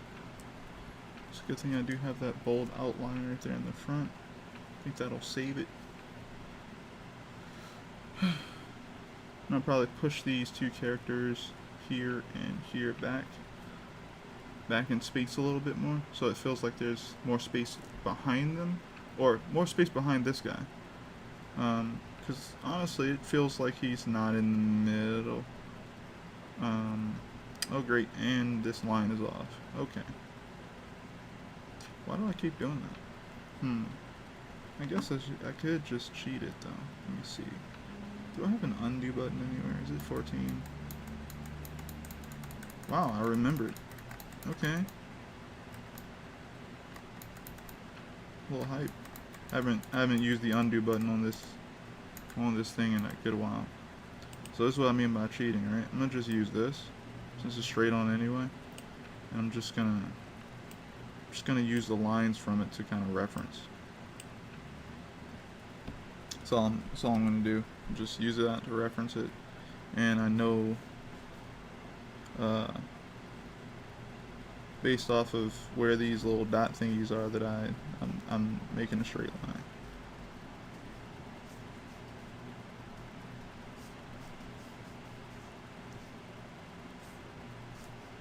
Cool. Yep. There we go. These two then go down. These two then go down.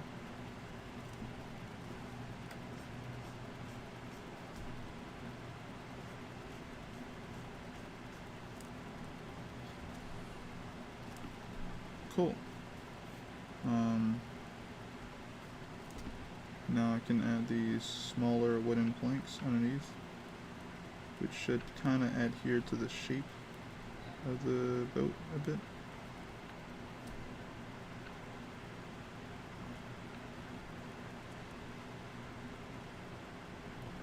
There we go. And I'll come back to that area after I check off all the other props. Yeah, I also added this part here, so if this is the case, then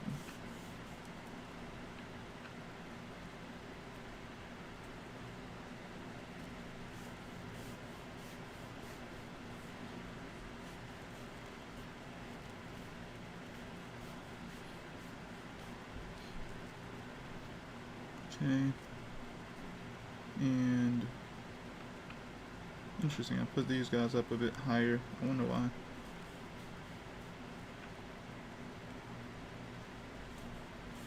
Can add a little something there then.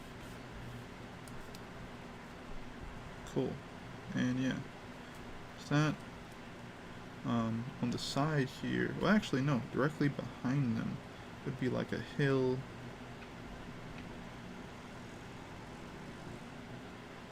And a tree.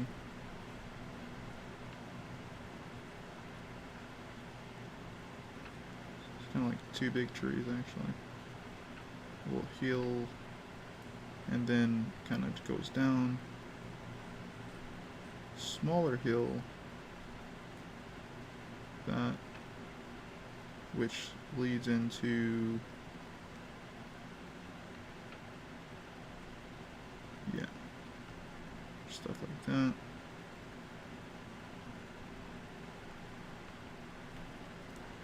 Just leads us into closer trees. And yet we won't even be able to see much of that because we're lower. Our vantage point is in the water now, which, yeah, so like that. And we're moving away from this area. So that's cool. That looks a little bit more pleasing. And I see that I have another freaking boat coming in here. I don't know why I have it at that angle. That's odd.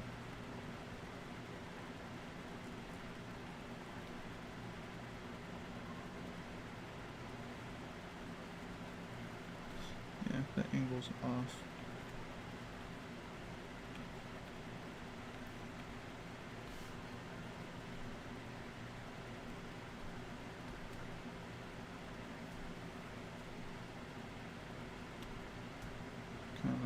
Rotate it a little bit. A little bit. That's not bad.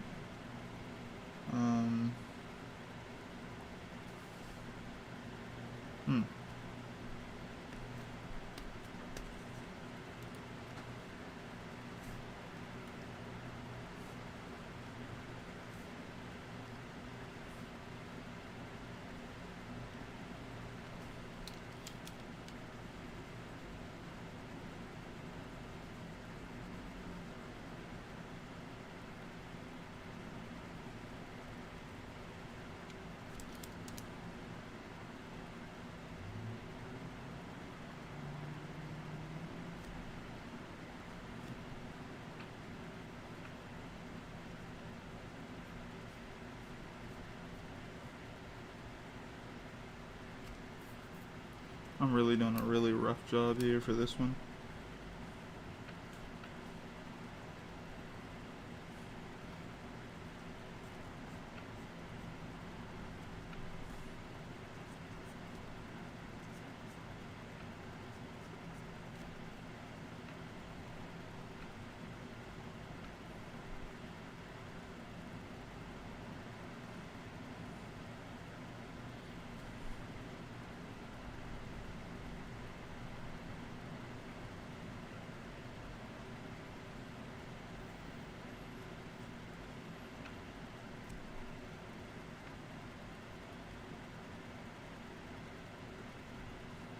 Gotten a lot more used to the overall shape and structure of these boats, so that's why I'm able to kind of get something from this a lot faster.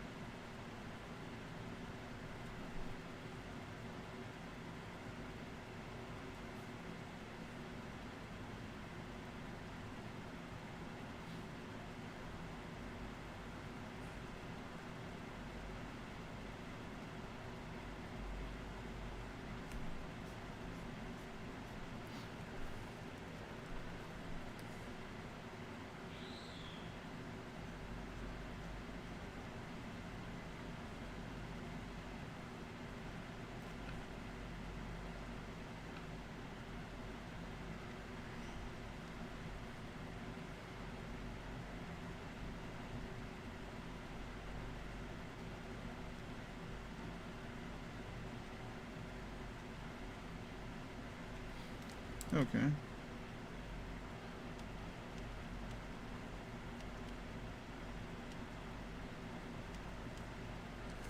Close enough. Quite sketchy. Got that in there. Okay. Let's go over here to this other one. For a second I could not see my cursor. Should probably change that as well. Cursor should probably be a shape or a color or something, that way I can always know where it is.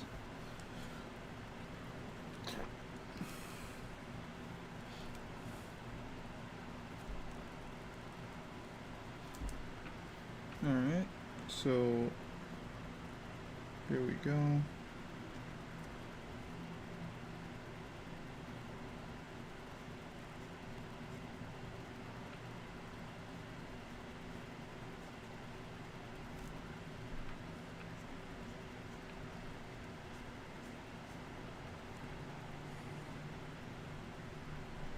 It's actually supposed to go outward like this because it where it attaches.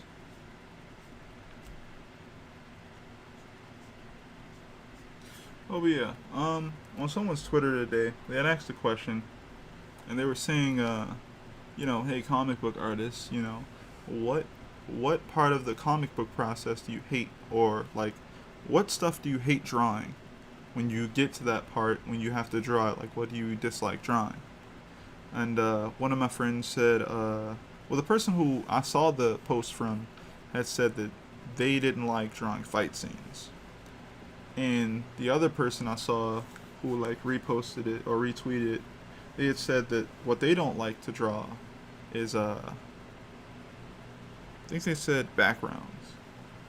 And one of my friends said that they don't enjoy the line work process.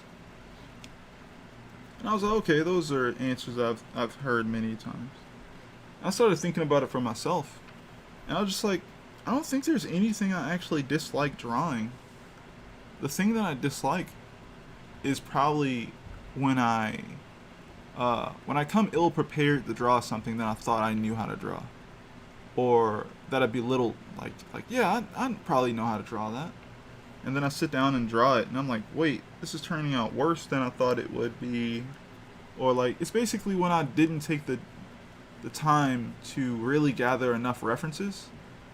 And I feel like that's one of the most difficult things, because for me, I'm like, finding the right references for the job is a skill. Right? Yeah, like it's a skill. Like, I've been doing this for over 10 years at this point, and well, just drawing comics in general seriously, like trying to actually take them seriously.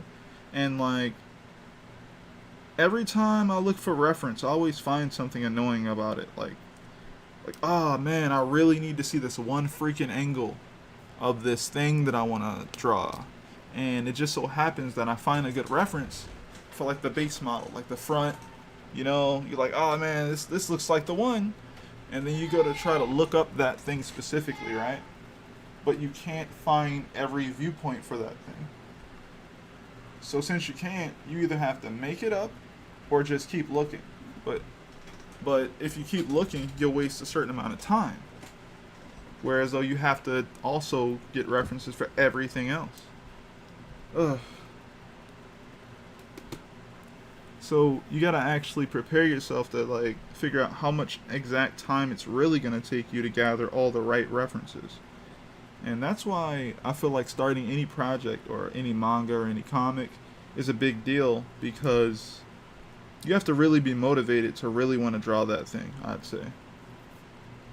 Because as soon as you say you're going to do it, you got to really go through the process of finding and organizing lots of materials and photos and news articles and videos and anything you can get your hands on, honestly. And if you don't, you won't be able to have that form of accuracy if you wanted it. You know, if you wanted that in there, you won't be able to have that because you didn't do the work to have it.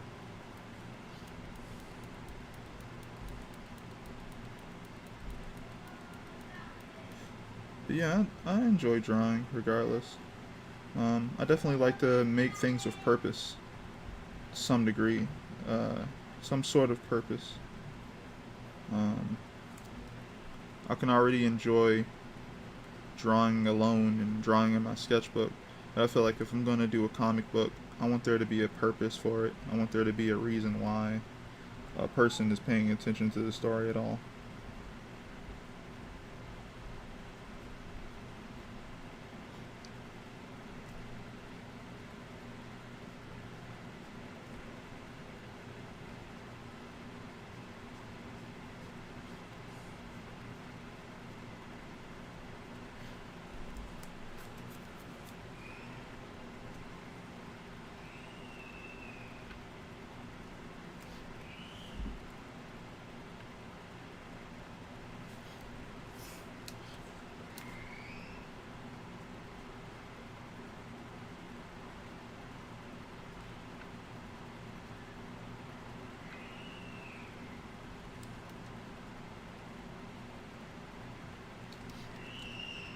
Oh yeah, I forget what day it is, but I was following some, I guess some news site for manga, in general, I guess, on Twitter.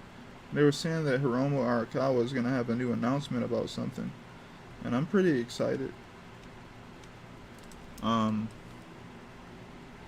I'm pretty excited about that because, well, it's Hiromu Arakawa, um, creator of Full Metal Alchemist, and whatever she's got for us that she feels like she can do, that'd be cool.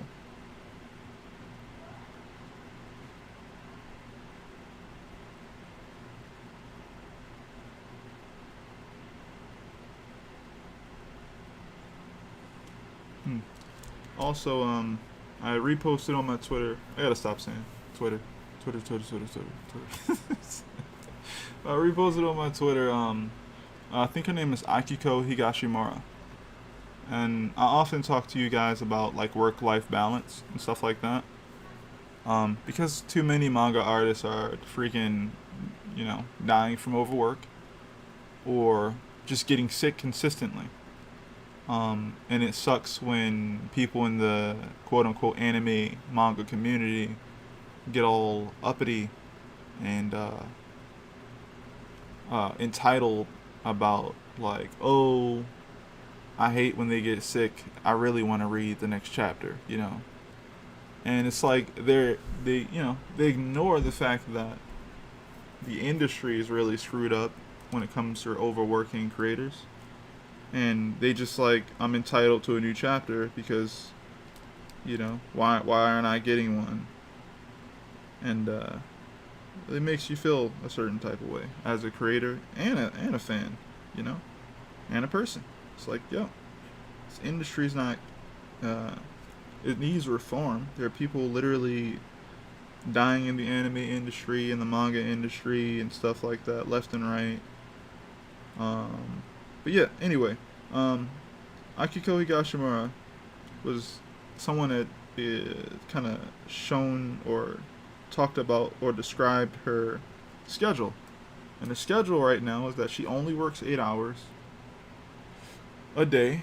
She doesn't work on weekends.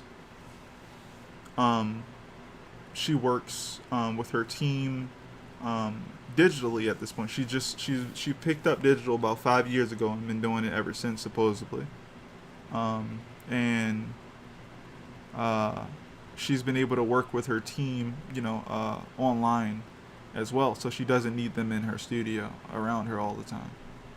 If that's all true, if she works 8 hours a day and it says also she doesn't work all nighters, and she's been keeping that up consistently, then good.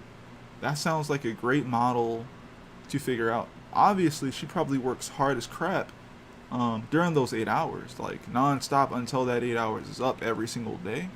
But compared to working nonstop, like every day consistently, regardless of it being like the 8 hour thing, don't mean nothing to most manga artists. They kind of just work until they can't anymore, go to sleep for about a whole day. They wake up and they work for like a long time. It's not a good system. And it's been showing itself. It's been consistently showing that it's not a good system. The only people it's good for is the companies. You know, I mean the fans like it, but that's like, are you really a fan if the person, if you are okay with like the system that's like killing all these people just because you want your next Naruto fix or something? I don't know. I just threw Naruto out there. I don't know. I don't think that's cool. So I'm happy that there is an example out there. There needs to be more for change to probably really happen.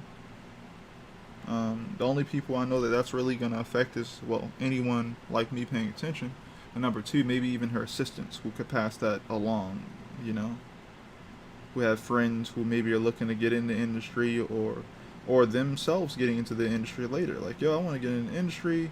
I'm working as an assistant right now. Akiko only needs us for 8 hours a day.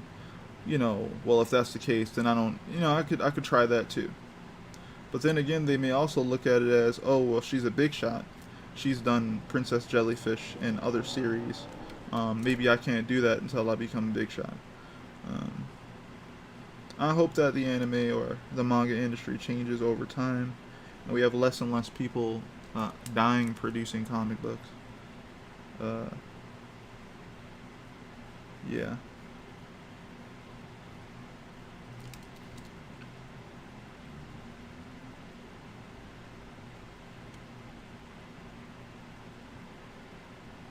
As for right now, my schedule is kind of like, well, if you guys have been coming through the stream at all, you know that nothing much hasn't changed every time you see me go live.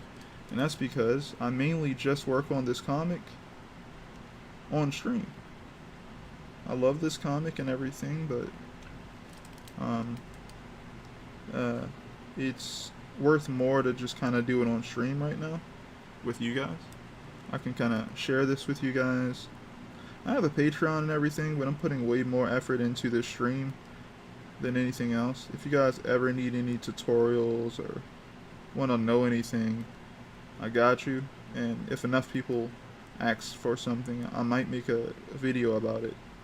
But yeah, I have a Patreon if you guys want to support the stream or anything like that. I have some tutorial stuff on there right now, but I have not been focused on it as of lately. Just throwing it out there.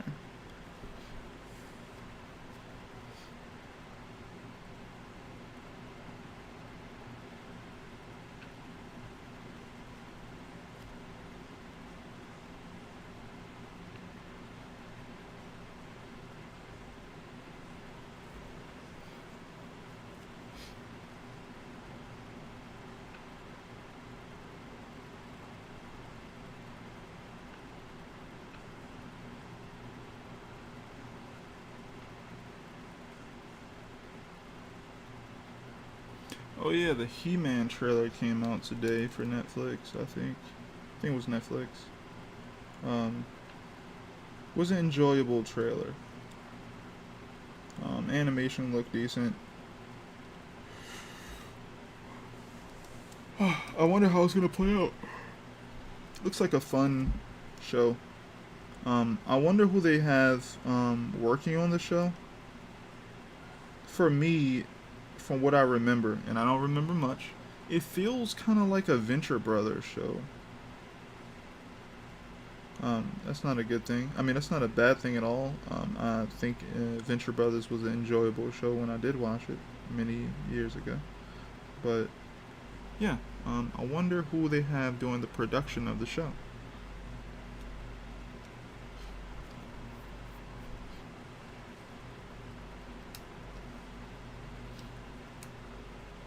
Yeah, what time is it? Okay, cool.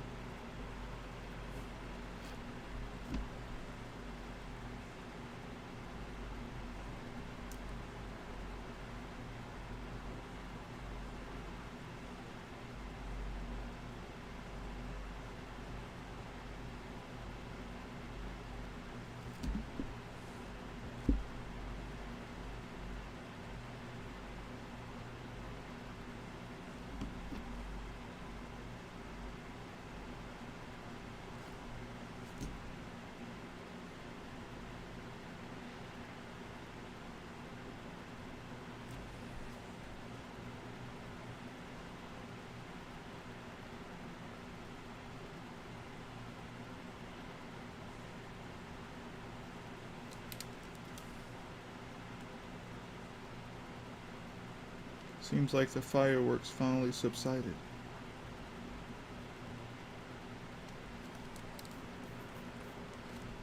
For now. Every time the fireworks stop, I just imagine people going back in their house to go get more of them. Go get them fireworks. We need more of those.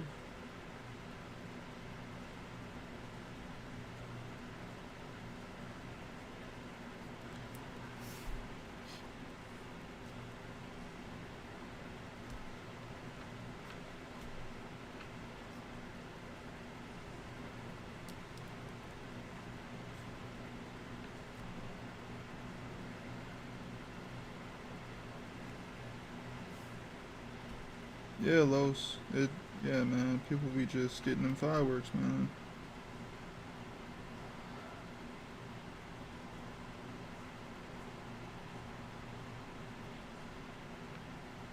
I think they're just happy about the new chapter, man.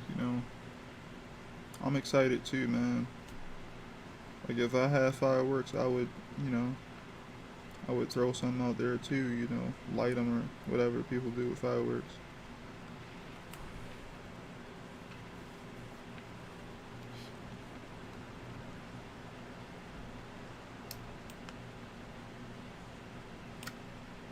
Go ahead and save again.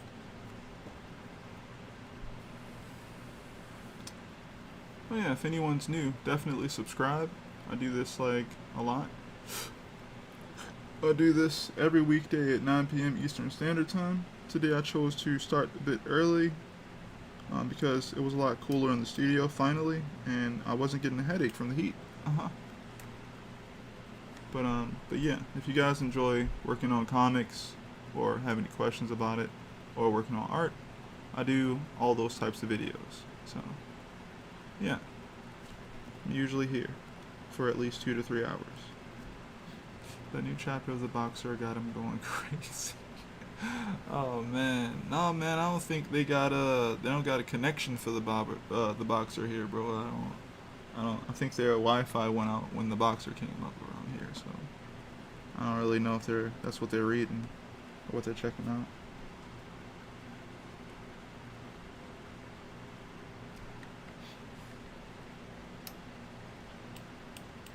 Alright, so this part here, I have to, well, kind of want to, how can I make sure you know that they're on the boat here? Like, he's looking over, but her head's in the way, so I would have to, like, move her. Wait, no. She's already moved. She's right here. I'm looking at my other drawing of her. Okay, cool. So I can use that here. Where? Here? Okay. Do something like that. This. That. I don't know if that's decent.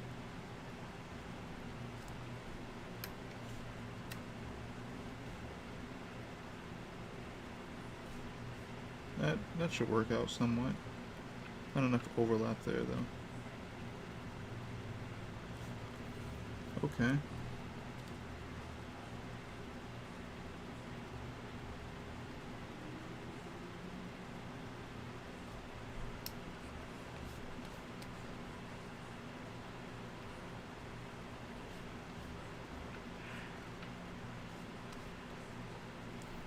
Cool. Alright, so here we go with these problems again, where I have to discover little inconsistencies, right? The middle of this is supposed to have this here. This goes up.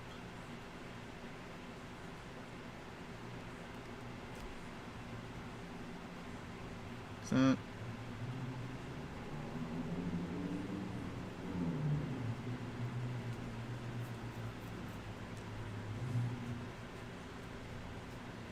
It's interesting that it also has this tilt. I don't know if I wanted that to happen or not. I think I kind of did, but then now I'm looking at it like, nah, I don't like that too much.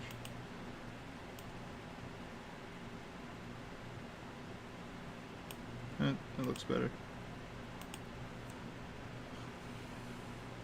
Ah, and now the thing that I did doesn't work. It's 14.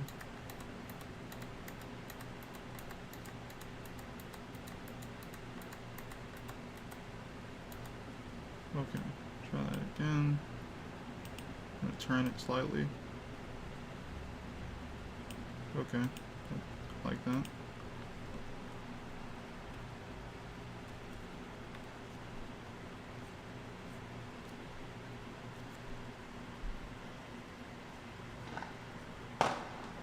There we go. The excitement continues.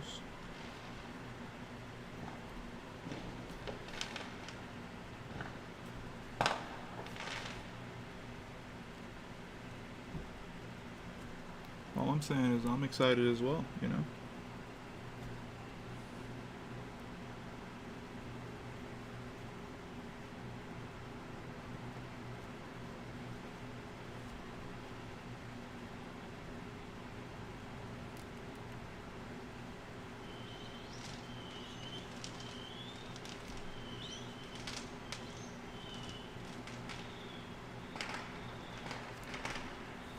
Hey, how's it going, Thero?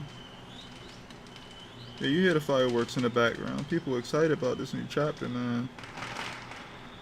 It's crazy.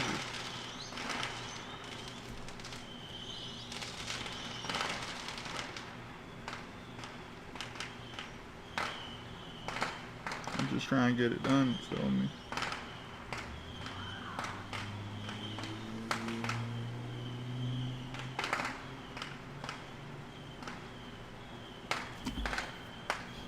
I think I'm gonna actually end up extending the size of this boat here a little bit. It's not bad, it just needs to be a little bit bigger.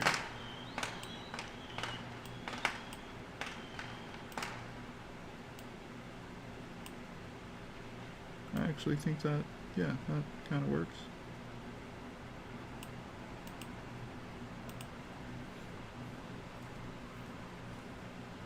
Yeah, how have you been, Thero? How you been surviving in this heat, in this hot weather? Alright, let me get something to drink.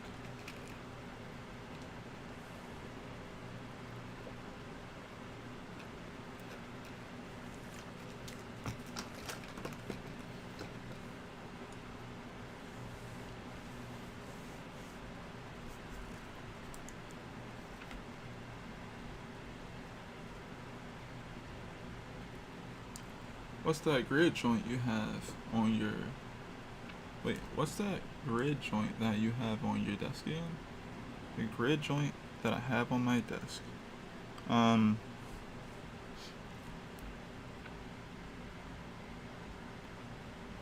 literally moving things to look at it. 1 second. Self-healing? That's... Oh, great. I clicked a bunch of things. Where did my... I lost everything with that. Jesus, what the hell? Dang. What did I click?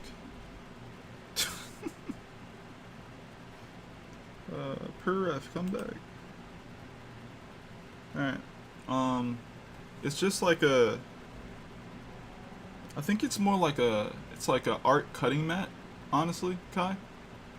I got it from Dick Blick, the art store. It's just one of those... Let me look it up here.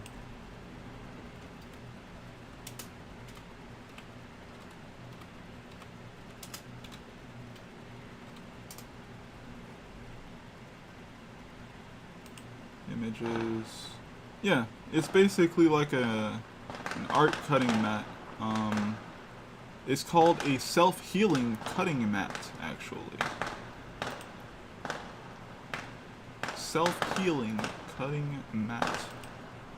I will place it in the chat. Copy and paste that.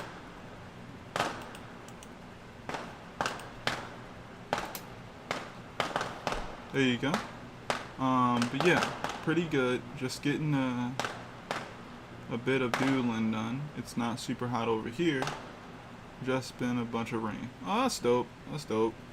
I'm happy for you. The self-healing cutting board. Yeah, see, they're all new. See, they're all new.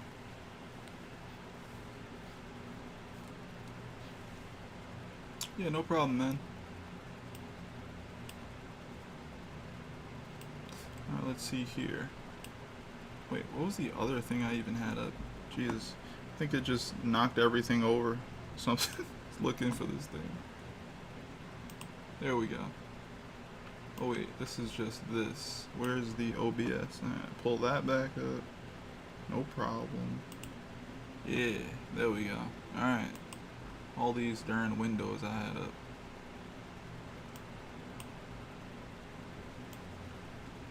But yeah.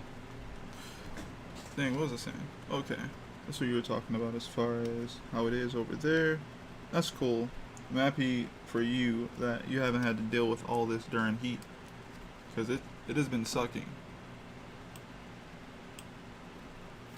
Like, I feel like yesterday I almost got like a freaking headache from how hot it was. Like, it was that bad.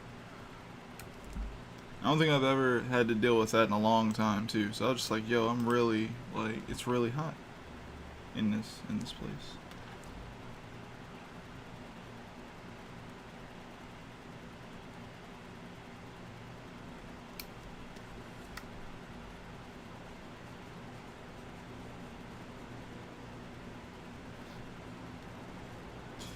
Yeah, making it pretty far now at this point. That's good. I think Friday's stream will be really like finishing up the roughs and kind of looking over everything. So that'll be pretty cool. Plus, I mainly stay in my room. My room is weird though, because if the whole house gets hot, my room be the hottest. But if the whole house is cold, my room is the coldest. Pharaoh, we live in a parallel dimension where we have the same room, bro. We literally have the same room. If the studio gets cold, it's the coldest room in the house. The funny thing is I have some of the best windows in the house as well. So it's kind of like, well, why does it get colder here? I don't get it. I don't get it. But when it's hot in the house, the studio is the hottest because it's on the third floor up. the freaking sun be beaming next to it or whatever, like it's his best friend. Like, hey, best friend, how you doing? Glow up time, okay. Like it's just beaming near the windows or whatever. And the structure, I live in a row home, right? So the structure of like how the house is, like my window is right next to some sort of freaking crevice that like blocks off the air that would go into the window. Like there is no like good airflow here. It's like a little pocket unto itself, and I guess it would just take the wind so much extra effort to like go around the house to go into the window. But at nighttime when the sun's not beaming, you can get a freaking a gust of wind every now and then. Like I have my windows almost all the way up right now, and I'm just feeling the slightest bit of wind every now and then.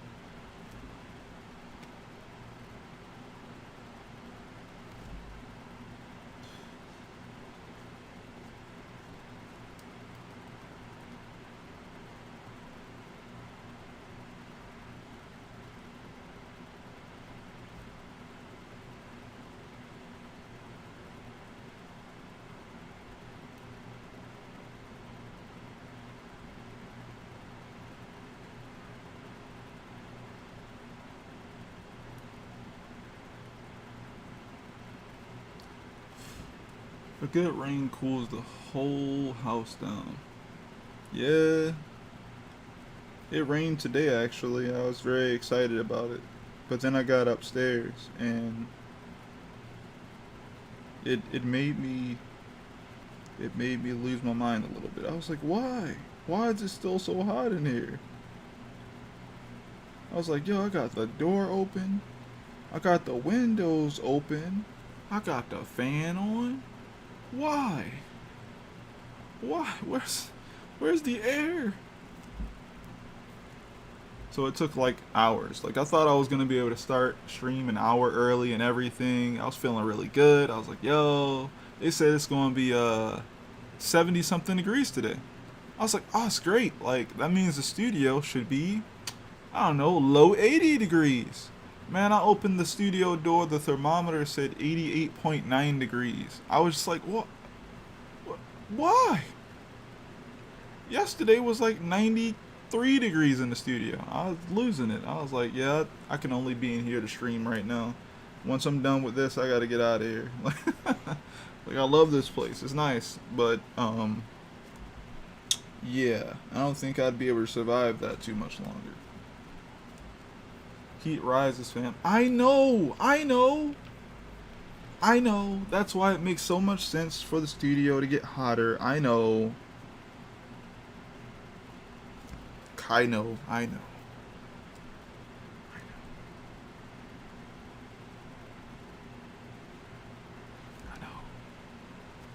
Don't laugh at me, bro. I know, Kaino. I know, bro. That don't mean I ain't gonna be upset about it. I'm still gonna be upset about it. And be like, come on, man. Please. But I will eventually get an AC. I will eventually get one. I'm gonna get one. I'm just not rushing it. I'm kind of just trying to deal with what we got going on right now in this place.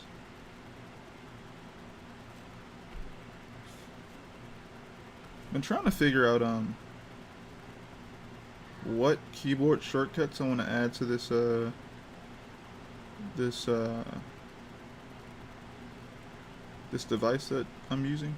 It's Razer or something. And I've been noticing that I've been kind of doing certain things. I'm like, yeah, I'm gonna need a transparency joint, which I already have right here, and I'm gonna need a like turn back the black joint and some other things. Yeah, the infinity gauntlet joint. So the Razer tart whatever it's called, yo. You know what I'm talking about. Razer, what is it? Tartarus V2? Is that what it is? The heat got the audacity to obey the laws of nature and physics in my house. Exactly, man. Just call it Digivice. Yo, nah, bro. I'm too much of a fan. I'm trying to actually go in the digital world and get a Digimon. I ain't trying to call it a Digivice. It's gonna make me upset. I don't know, bro. I'm trying to see what Gundramon really look like. Digimon. You know what? See, now it sounds cool. Cooler. I'm gonna call it Digimon. It's like, nah, it's gonna be hard to remember, man. I don't know. I keep wanting to call it like a, like a thumb keyboard or something like that, or a numpad, numerical pad. I think those are all off to some degree, but yeah, that's what I want to call it. Okay, so this joint right here isn't bad already. I'm just gonna make it bigger. It just feels a little too small here. Let's see here. You look a little cramped in there. Some of this is gonna be underwater anyway. Okay, that's gonna be a problem. Okay, so I'll just expand it then. So if he's sitting in the middle, he's supposed to be. Then I will just grab this.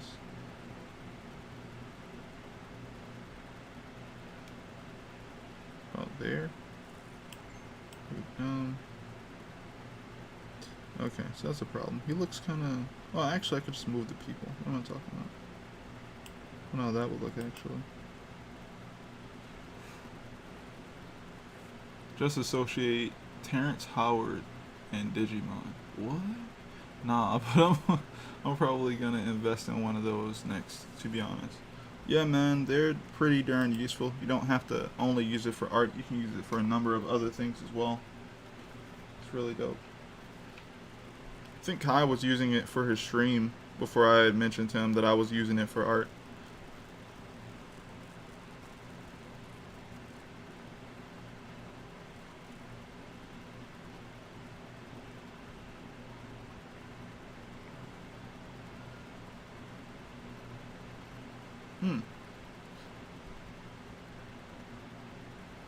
Yeah, we're almost in here.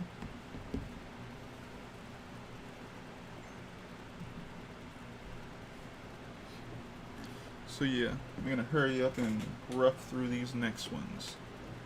But yeah, I think, yeah, Kai, you were saying something about you were kind of switching through scenes on OBS or something like that.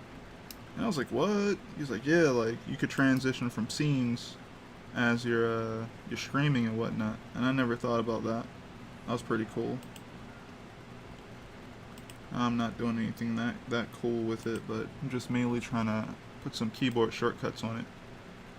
The other cool thing is that me figuring out this quick access menu on Clip Studio, it's really dope. If you guys don't know about it, definitely look into the quick access menu. Someone has made a decent tutorial on YouTube somewhere. I would throw something up, but if you look it up, you'll find it. Like if you look it up, you'll find someone who's done a really good job teaching everyone about the quick access menu.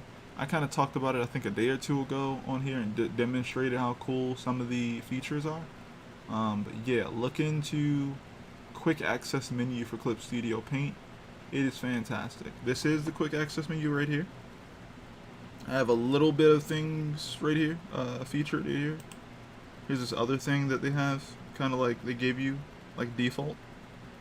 You can just set all types of stuff. Like this is execute, cancel, quick mask. Like this is, you know, access settings right here. This is flip horizontal, flip vertical. You know, you got your cut. You know, got your copy, and all that stuff. But yeah, you can actually put a bunch of stuff. Matter of fact, I wonder if I open up my window for what is this called? What is it called? Auto actions, right? If I open that, could I grab an auto action and put it there? I can. See that? See? This is great. This is create draft layer. Let me open. Can I make that bigger? No? Yeah, okay. Can I make that a little bigger? Okay. So these are, again, default joints, right? These are default. So this says, you know, create draft layer. I can drag this over to this menu and just pop it there. So now, like, if I have, like, oh, like, I want to, what is this? New. What if I grab that? No? Alright, cool. Can't do that. Right. Anyway, you can take this type of stuff and be like, okay, I want an auto action here. So you can save all your auto actions here. That means you don't have to go to the auto action menu ever again, because you already have it there, right? That's really cool. You can also just click here, go to quick access settings, and you go to file, right? You'd be like new. You want to add new there? If you want to do that, go there. Close it, right? You can just do stuff like that. You can fill this thing with all the things that you think you're going to consistently use, so you don't have to go reach for anything. You know, click this, you got to go through all that. No, just go here. Click it, add it here, and this is your quick access menu. It means you don't have to go over to your tool menu anymore, because you already know what you use. You don't have to go up here to edit or any of this stuff. You can add it right here. Quick access settings, right? You can add things from file, edit, story, animation, layers, select, view. Y'all see it. Y'all see it, right? You can just add that stuff there. This is just menu commands. You also have pop-up palettes, options, tools, auto actions, and drawing color that you can actually add there. So that's pretty cool. And I learned about pop-up palettes when it comes to like adding stuff to this bar up here. But yeah, you can add pop-up palettes to, I guess, this here as well. You can also add things to this bar. But yeah, this is cool. This is like my layers tool menu thingy, right? Just add stuff there like that.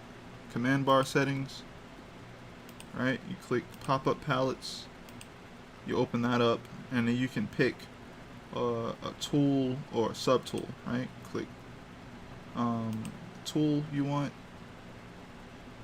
You can click color wheel. That's cool, right? You can do that. Add that there. Now you can just click that, pick your color, go back to drawing, and it just goes away because it's a pop-up tool. It's a pop-up window.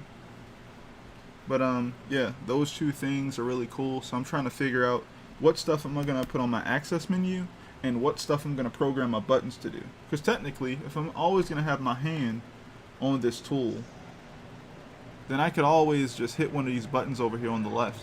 That could be faster than me clicking something if I'm having the pen in my hand, right? If I'm drawing with the pen, that's faster than me having to click. Yeah. Sorry for that little short, spry demonstration. I'm really excited to finally understand how to do it. Like, I used to see streamers on like Twitch and be like, man, like, what's he doing? What's that menu? How does he get it to look like that? I used to take screenshots and show it to all my friends. Yo, what is this? What's he doing to get this? Like, how is he making this thing? You know, my friends be just like, I don't know, bro. Like, I don't know what that is. I've never, bro, if you haven't seen it, then we haven't seen it. I'm just like, come on, man.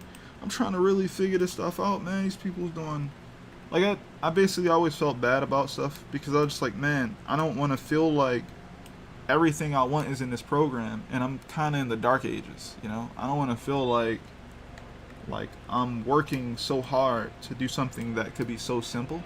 So I'm always trying to figure out a way to just figure more stuff about the program or automate something that I consistently do.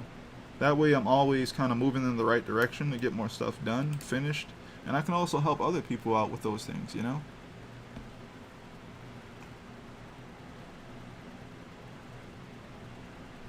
I actually like this whole panel here. It's almost the right size that I would like it to be, but something feels a little off. Obviously it's sticking out of this panel, but it's almost there. So let's see here. This is the thing that I'm on there, and I'm trying to look for the extra. Okay, so this is the first red one, and this is those characters, but it's not the blue. Okay, so go ahead and grab it here. Now what layer am I on? Okay, I'm up there, so it's this one and this one. I grab both of those, and now I can move both of them.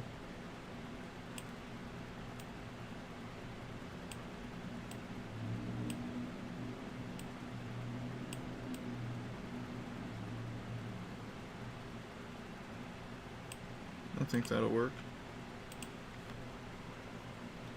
Hey, how's it going, Ballpoint? How's it going? I'm doing okay. Just been talking about the quick access menu in Clip Studio and showing people a little bit about it. Kind of explaining that I have like this numerical pad that I want to put or set keyboard shortcuts for Clip Studio, but at the same time, with this tool here and knowing about these what do they call these pop-up palettes, kind of changes the feeling of Clip Studio a lot. Oh, those are people outside and they have fireworks and they're very excited about the chapter I'm working on. Okay, and they're very excited, and I'm happy too, and I just want to get it done, and that's cool. I love it, you know. But yeah, really excited about having the possibility to consistently change my workflow and my workspace on Clip Studio. So yeah, man. Yeah, look, Theral, those are fireworks. Those are fireworks, and I too am trying to create a firework. Yep. Yeah. Nah, they making that firework. That's great.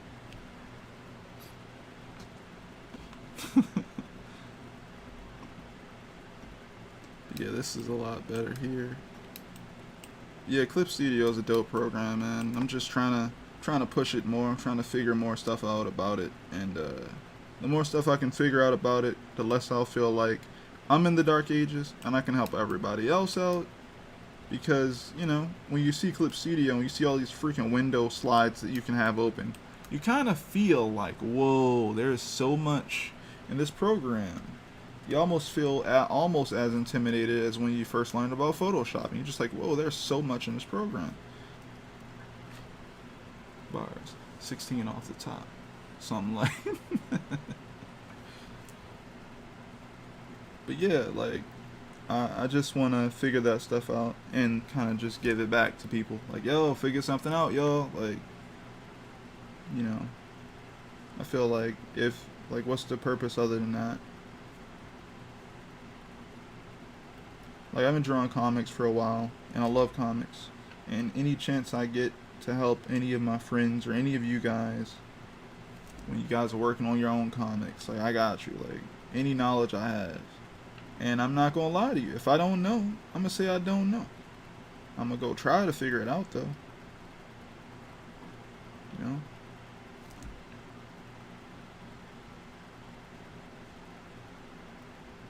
Comics is definitely my favorite, one of my favorite art forms, probably my favorite storytelling device. Real good movies are good as well, too. Like, they're right up there. And I guess, other than that, I guess I would pick music, even though I'm not as into music as I'd love to be. I tried Photoshop. I can't do it. I'm a Clip Studio painter. Honestly, comics, if a very fun medium to work with, it tends to take a lot of brain power. What? Animation too. I'm a CSPer for life. Yeah, Clip Studio Paint's freaking amazing, man. But like, yeah, comics are amazing. I actually feel like it takes more brain power to create a good comic than it does to read one. That's actually a good line. Ow, my elbow. God, no, please. I don't want to be like the kind on that. I don't want to hurt. No. But but no, like, A really good comic produced well, good layout design, good structure, easy to read art, unless it doesn't want you to, it to be easy to read, meaning it's hard, elusive on purpose. Those are great comics, I find the most annoying comics for me is when a person, they can draw, right? But they're just like, yo, I can draw. It's like a painting on every single panel, and that's not bad. The problem becomes when it's hard to understand what's happening in the comic, when it's hard to read the layout, and you just realize, oh, they didn't care about the layout. They just wanted to show that they could draw here. They just wanted to be like, yo, look, I'm rendering everything, detail everywhere. I'm rendering background details, foreground, middle ground, focal point. What's that? I'm good. Nah. Matter of fact, not only am I doing that, the picture for each panel is bleeding into the next panel. So you don't even know how to read this properly because, it's very difficult to. You don't know what comes next. I hope you figure it out. Aha! Because I can draw very well. And I was just like, come on, man. I know you can draw, bro. We can see it, bro. I want to read the comic. I want to know what happens. I can't tell. I just want to know what's happening. No, I'm not going to say any names because I'm sure you guys seen examples of this before. And if you haven't, you're lucky because it's interesting when you see it. I'm back and forth with that because when I see an artist intentionally use the panels themselves and the work inside the panel to manipulate the viewer's eye and telling, I get hype. At the same time, drawing pretty pictures in a comic is also nice. It's always nice. Yes. But see, drawing the pretty pictures is not the bad part of it. For example's sake, both I'm about to do this. Both Kentaro Miura. Nah, I'm even gonna bring him up. Kentaro Miura and also Inoue, Takehiko Inoue, are very good illustrators, and they definitely know how to push the flow in panels correctly. There are some artists that don't care about panel flow very much, where they're just going to give you really nice pictures. But those pictures don't work well for comics, because a comic is actually supposed to work panel to panel to panel. You're trying to get from this panel to the next panel to the next panel. That means that even if you want to go OD on the illustration front, what you're trying to really promote is the storytelling. You don't want things to consistently, even if someone lingers on a picture, they shouldn't feel stuck on it. It's a difference. If it's the last picture in a book, it's not like when you look at it, you don't want to go, this is amazing, and then just stop there. You want to go, oh snap, what's going to happen next? That's what you should be thinking. If you don't go, oh snap, what's happening next, then that doesn't work in a comic book to me, because a comic book is supposed to always make you go what happens next, and you, the reader, have the power to make anything happen next because you have to turn the page.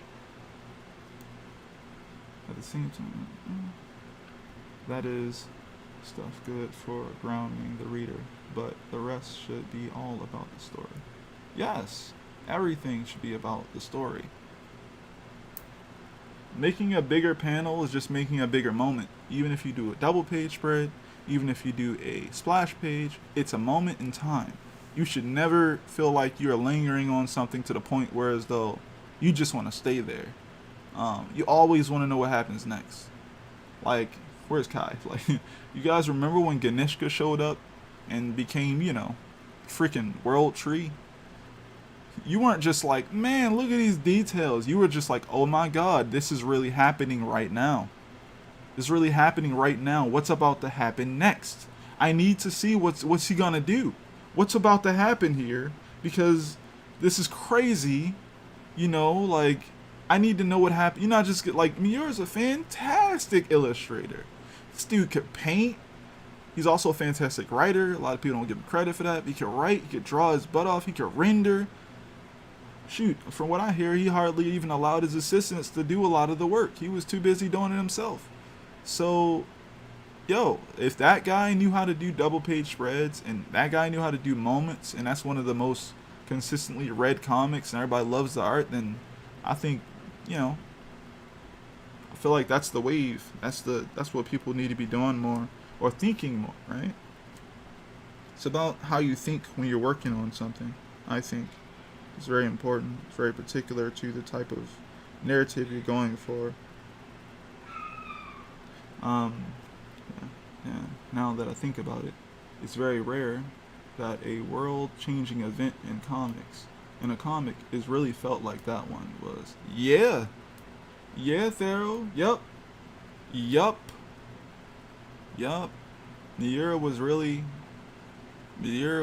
up there with that, man. That was his thing. Yo, the world of Berserk is dark. It is that dark fantasy comic. And, you know, what the easiest thing you learn in Berserk is like, yo, if you're unfortunate, anything can happen to you. You can get, you know, anything can happen to you. Anything. Even the main characters, even the characters you love. So when the thing happened with Ganishka happened, you weren't just like, oh, it's probably an illusion. Like in other comics. Or, oh, this isn't really happening. This is someone's mental image projection thingy, you know. Someone's just having a bad dream. Nah. Berserk is the bad dream.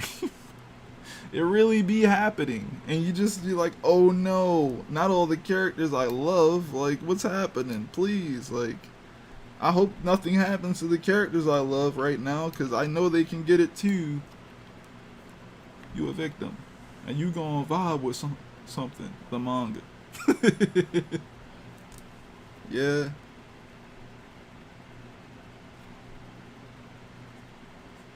Same thing in Akira. Though I can't go into it too much because I'm waiting for the Kainonaut to finish. I think he's on volume 4 now? I don't know. But, yeah. That's some Game of Thrones. Yeah, Game of Thrones. What was that? Episode, what was it? The Red Wedding. Yo, Red Wedding. That was crazy, right? Remember that one? And when the Red Wedding happened and everything seemed to be going well, you're just like, oh wow, it's celebrating. Yeah, everything's going well, man. Yo, this is cool. Like, finally, like, they'll get something out of this and be doing well. Oh no. Oh no. Yeah, what's happening? You know, like, and then mad people die there, and she was like, well, if you do that, I'll take out your wife. And he was like, my wife? Like, man, I can get another one of those right now. Like, I don't care. And she killed her anyway. Like, all right. Try to call his bluff, and he just sitting there like, yep. Guess she's dead. It's like, man. Yeah, Game of Thrones used to be up there, man. And then season 7 and 8 happened. Season 7 and 8 happened. And just, yeah. But thank you, George R.R. Martin, for finishing whatever your role was in what's it called again? Elden Ring. Because we got a trailer and we got a release date, and I think yeah, it's awesome. Even if he didn't do anything, I'm not, you know, but supposedly he did. So whatever he did, I'm happy he finished, right? Because I hear he's what do they call him? I don't remember the word, so I'm just gonna make up something on the spot. A non-finisher. He doesn't finish things a lot, so I'm happy he finished. I'm happy that the Souls team is free to flex on the gaming community now as a whole, and everyone can kind of get a new Souls game to kind of like play. So I'm excited about that. I'm excited more for my friends though, you know. Yeah, procrastinator. That, yeah. Happy more for my friends because I'm not as big into Souls games. I've never finished one. I played Demon Souls, but I never finished it. But my friends love Souls games, and I enjoy watching them play it.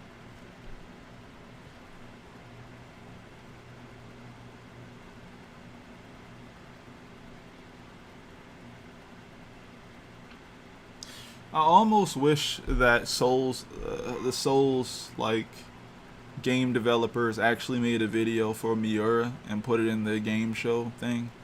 I just, it's one thing I guess for the fans to find stuff in the game as references, but it'd be a whole nother thing if they just literally said it and just made a slide or made a little reel in a little tribute to Miura. I would have loved that, man. I don't know. I would have loved that. I would have really felt like that game show really was not a waste of time just to get to that point. I guess it wasn't all in all just being able to see Elden Ring finally in motion, some gameplay. But that's the main studio I would say that loves Berserk so much that they put so much of it in their game. And it doesn't mean that they won't do it later. They might have just had to hurry up and show Elden Ring.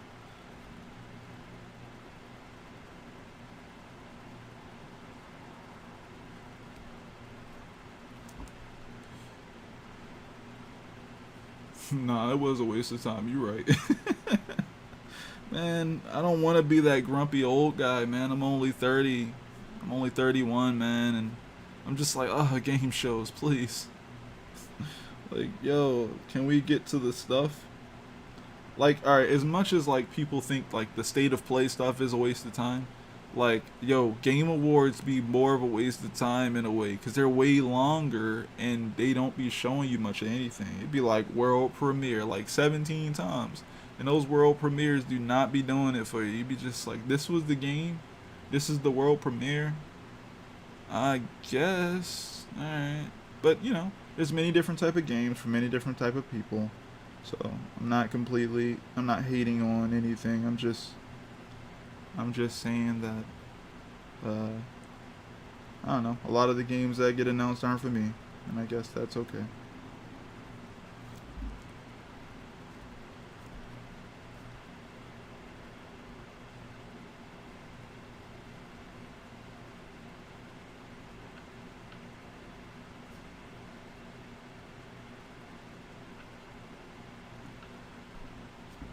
Best 2D platform game goes to. Oh, you already know. Last of Us Part 2. Yeah, you got it. I was about to say that. Like, yo, you already know.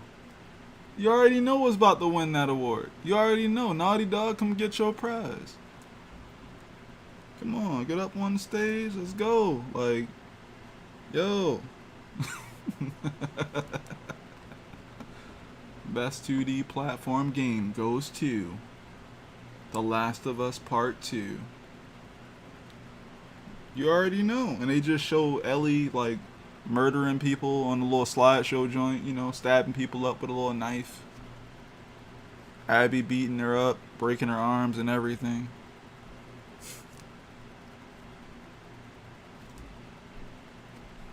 Oh, man.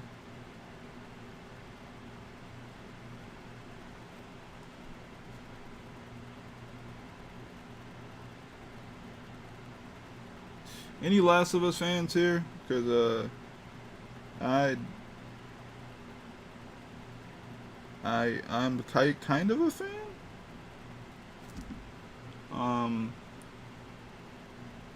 Yeah, kind of a fan. I do wonder why the community had such a, or the people had such a problem. I don't know if I can say community had such a problem with Abby. I mean, before the game came out, they had a problem with Abby existence. Oh wait, there was leaks. Ooh. Yeah. I would just, you know what? I'm not even gonna do that. But if you guys know the story of The Last of Us, you already know what happened. The Last of Us Part 2. And I was of the mind state of that, regardless of how you felt about Joel, he wasn't always in the right in the situations he was in, and anything could have been coming to him. And it just so happens that they wrote a story where he wasn't in the right and something was coming to him. And they chose to kind of rip the band-aid off as quickly as possible. And a lot of people didn't like the execution, and I can understand that. Um, but trust me, I guess this is my hot take. You wouldn't have wanted to see what Abby would have done to him without the golf club. Um, in a hand-to-hand fight, you wouldn't have wanted to see what that fight looked like. Like the golf club thing, little shotgun to the leg, boom, can't fight back. All right. You wouldn't like to see your hero kind of get beat up by the person you already don't like just because, in a hand-to-hand fight, because it means that there was no real way to win unless using a firearm anyway. And that would have been, you know, really off-putting if you're really a Joel fan and you really didn't like this lady. You'd have just been like, dang, like, couldn't even win hand-to-hand. And, I don't know.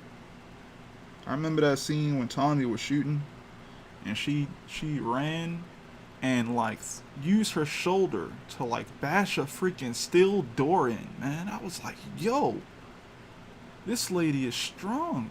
Like, she's awesome. Like, she really was given DLC or, like, game content that was similar to somebody like the Terminator or something, like Arnold Schwarzenegger in his prime or something. Like, she was doing some awesome stuff. And I also thought that the part in the story where it changes, where, like, Ellie is, like, trying to chill, and then Tommy's like, you really just gonna chill here, and she got PTSD, and then she eventually leaves. I thought that was dumb, just because, like, Abby let her live, right? She left. She's like, yo, if I see you again, I'm gonna have to hurt you, whatever. That's, layman's term dialogue, And I was thinking, okay, if she loses here and she still goes after her, if there's a time skip or something, I hope Ellie worked out. And you know why this made me upset? A little frustrated, just a little bit. Ellie got thinner. Ellie got thinner. She got thinner. She got PTSD, and she didn't look combat ready at all. And then she eventually got it in her head that she needed to go out there and try to beat Abby. And I'm just in my head like, yo, this would have been the hardest game ever, or, it's been worthwhile of a revenge type story if she was like, okay, well, the reason I couldn't beat her was because she worked out. So I'm going to take half a year, I'm going to bulk up, I'm going to get bigger, I'm going to work out a lot more, because I've been enjoying the good life, I've been enjoying the good life out here in this place where there's no violence right now, and I'm going to get bigger, and when I find her again, I'm going to fold her. And then she goes across the freaking country. She's still thin. She's surviving some type of way of PTSD, locking herself in places. Zombies are past, She eventually catches up to her. She gets hung up from a tree and tortured a little bit. And then eventually when she finds her after going through a gunfight and all this stuff, blood loss and everything so bad, it's like, how are you still alive? I get it, it's a video game. And then they finally fight. Abby still had more muscle mass than her. She just happened to be extremely tired. I don't see how that happened. I don't see why it wasn't like, I learned, I got stronger, I'm gonna go fight her now. It'd have been worthwhile for it to be a tragedy if she actually put a lot more effort into getting ready for that secondary fight, other than just surviving from it, being okay with it, like how things were. Tommy coming around, telling her, Joe would have never let this happen. He would have went after her, for her to get, into it again, to finally leave and go travel again and go find. Like, it didn't feel like she really wanted to do it. When she finally did it, it was just like, well, you didn't put that much effort in. It just happened. That's plot armor to me, plot armor. I don't know. But yeah, this is the last boat here that I have to do. So I kind of did these ones to some degree. So what time is it? It's 11:30 something. I could do it right now, but I'm not gonna do it right now. If you guys are new here, make sure you subscribe and all that good stuff. I do this here every weekday at 9 p.m. Eastern Standard Time usually. Been working on this for a bit now, and I've been going through fixing up the prop designs and backgrounds. for a while. Well, not for a while, but for a few days, been going through and fixing things up. Started off mainly with the character art, so tomorrow's stream, I'm going to be doing that with this boat. I'll be looking over everything, including the character art, the flow and composition of everything, looking over everything, making sure that things are the way they're supposed to be. And if you'll enjoy that, make sure you are here tomorrow. I may start a bit early as well because it's supposed to be not as hot tomorrow as well. So I'm happy about that, and I might start the stream around 8 or 8:30 tomorrow. But usually it's around 9 p.m. But yeah, everyone, stay hydrated, stay cool, and I'll see you guys tomorrow. Again, subscribe if you guys are new, if you're seeing the video for the first time, and it's not streamed right now and all that good stuff. But yeah, take care everyone. Peace.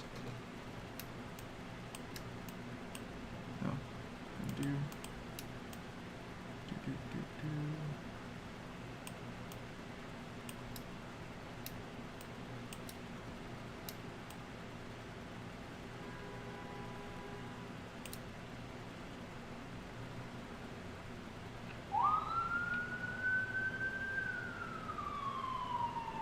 And the cops are interested in this chapter as well. I wonder, will they also produce fireworks?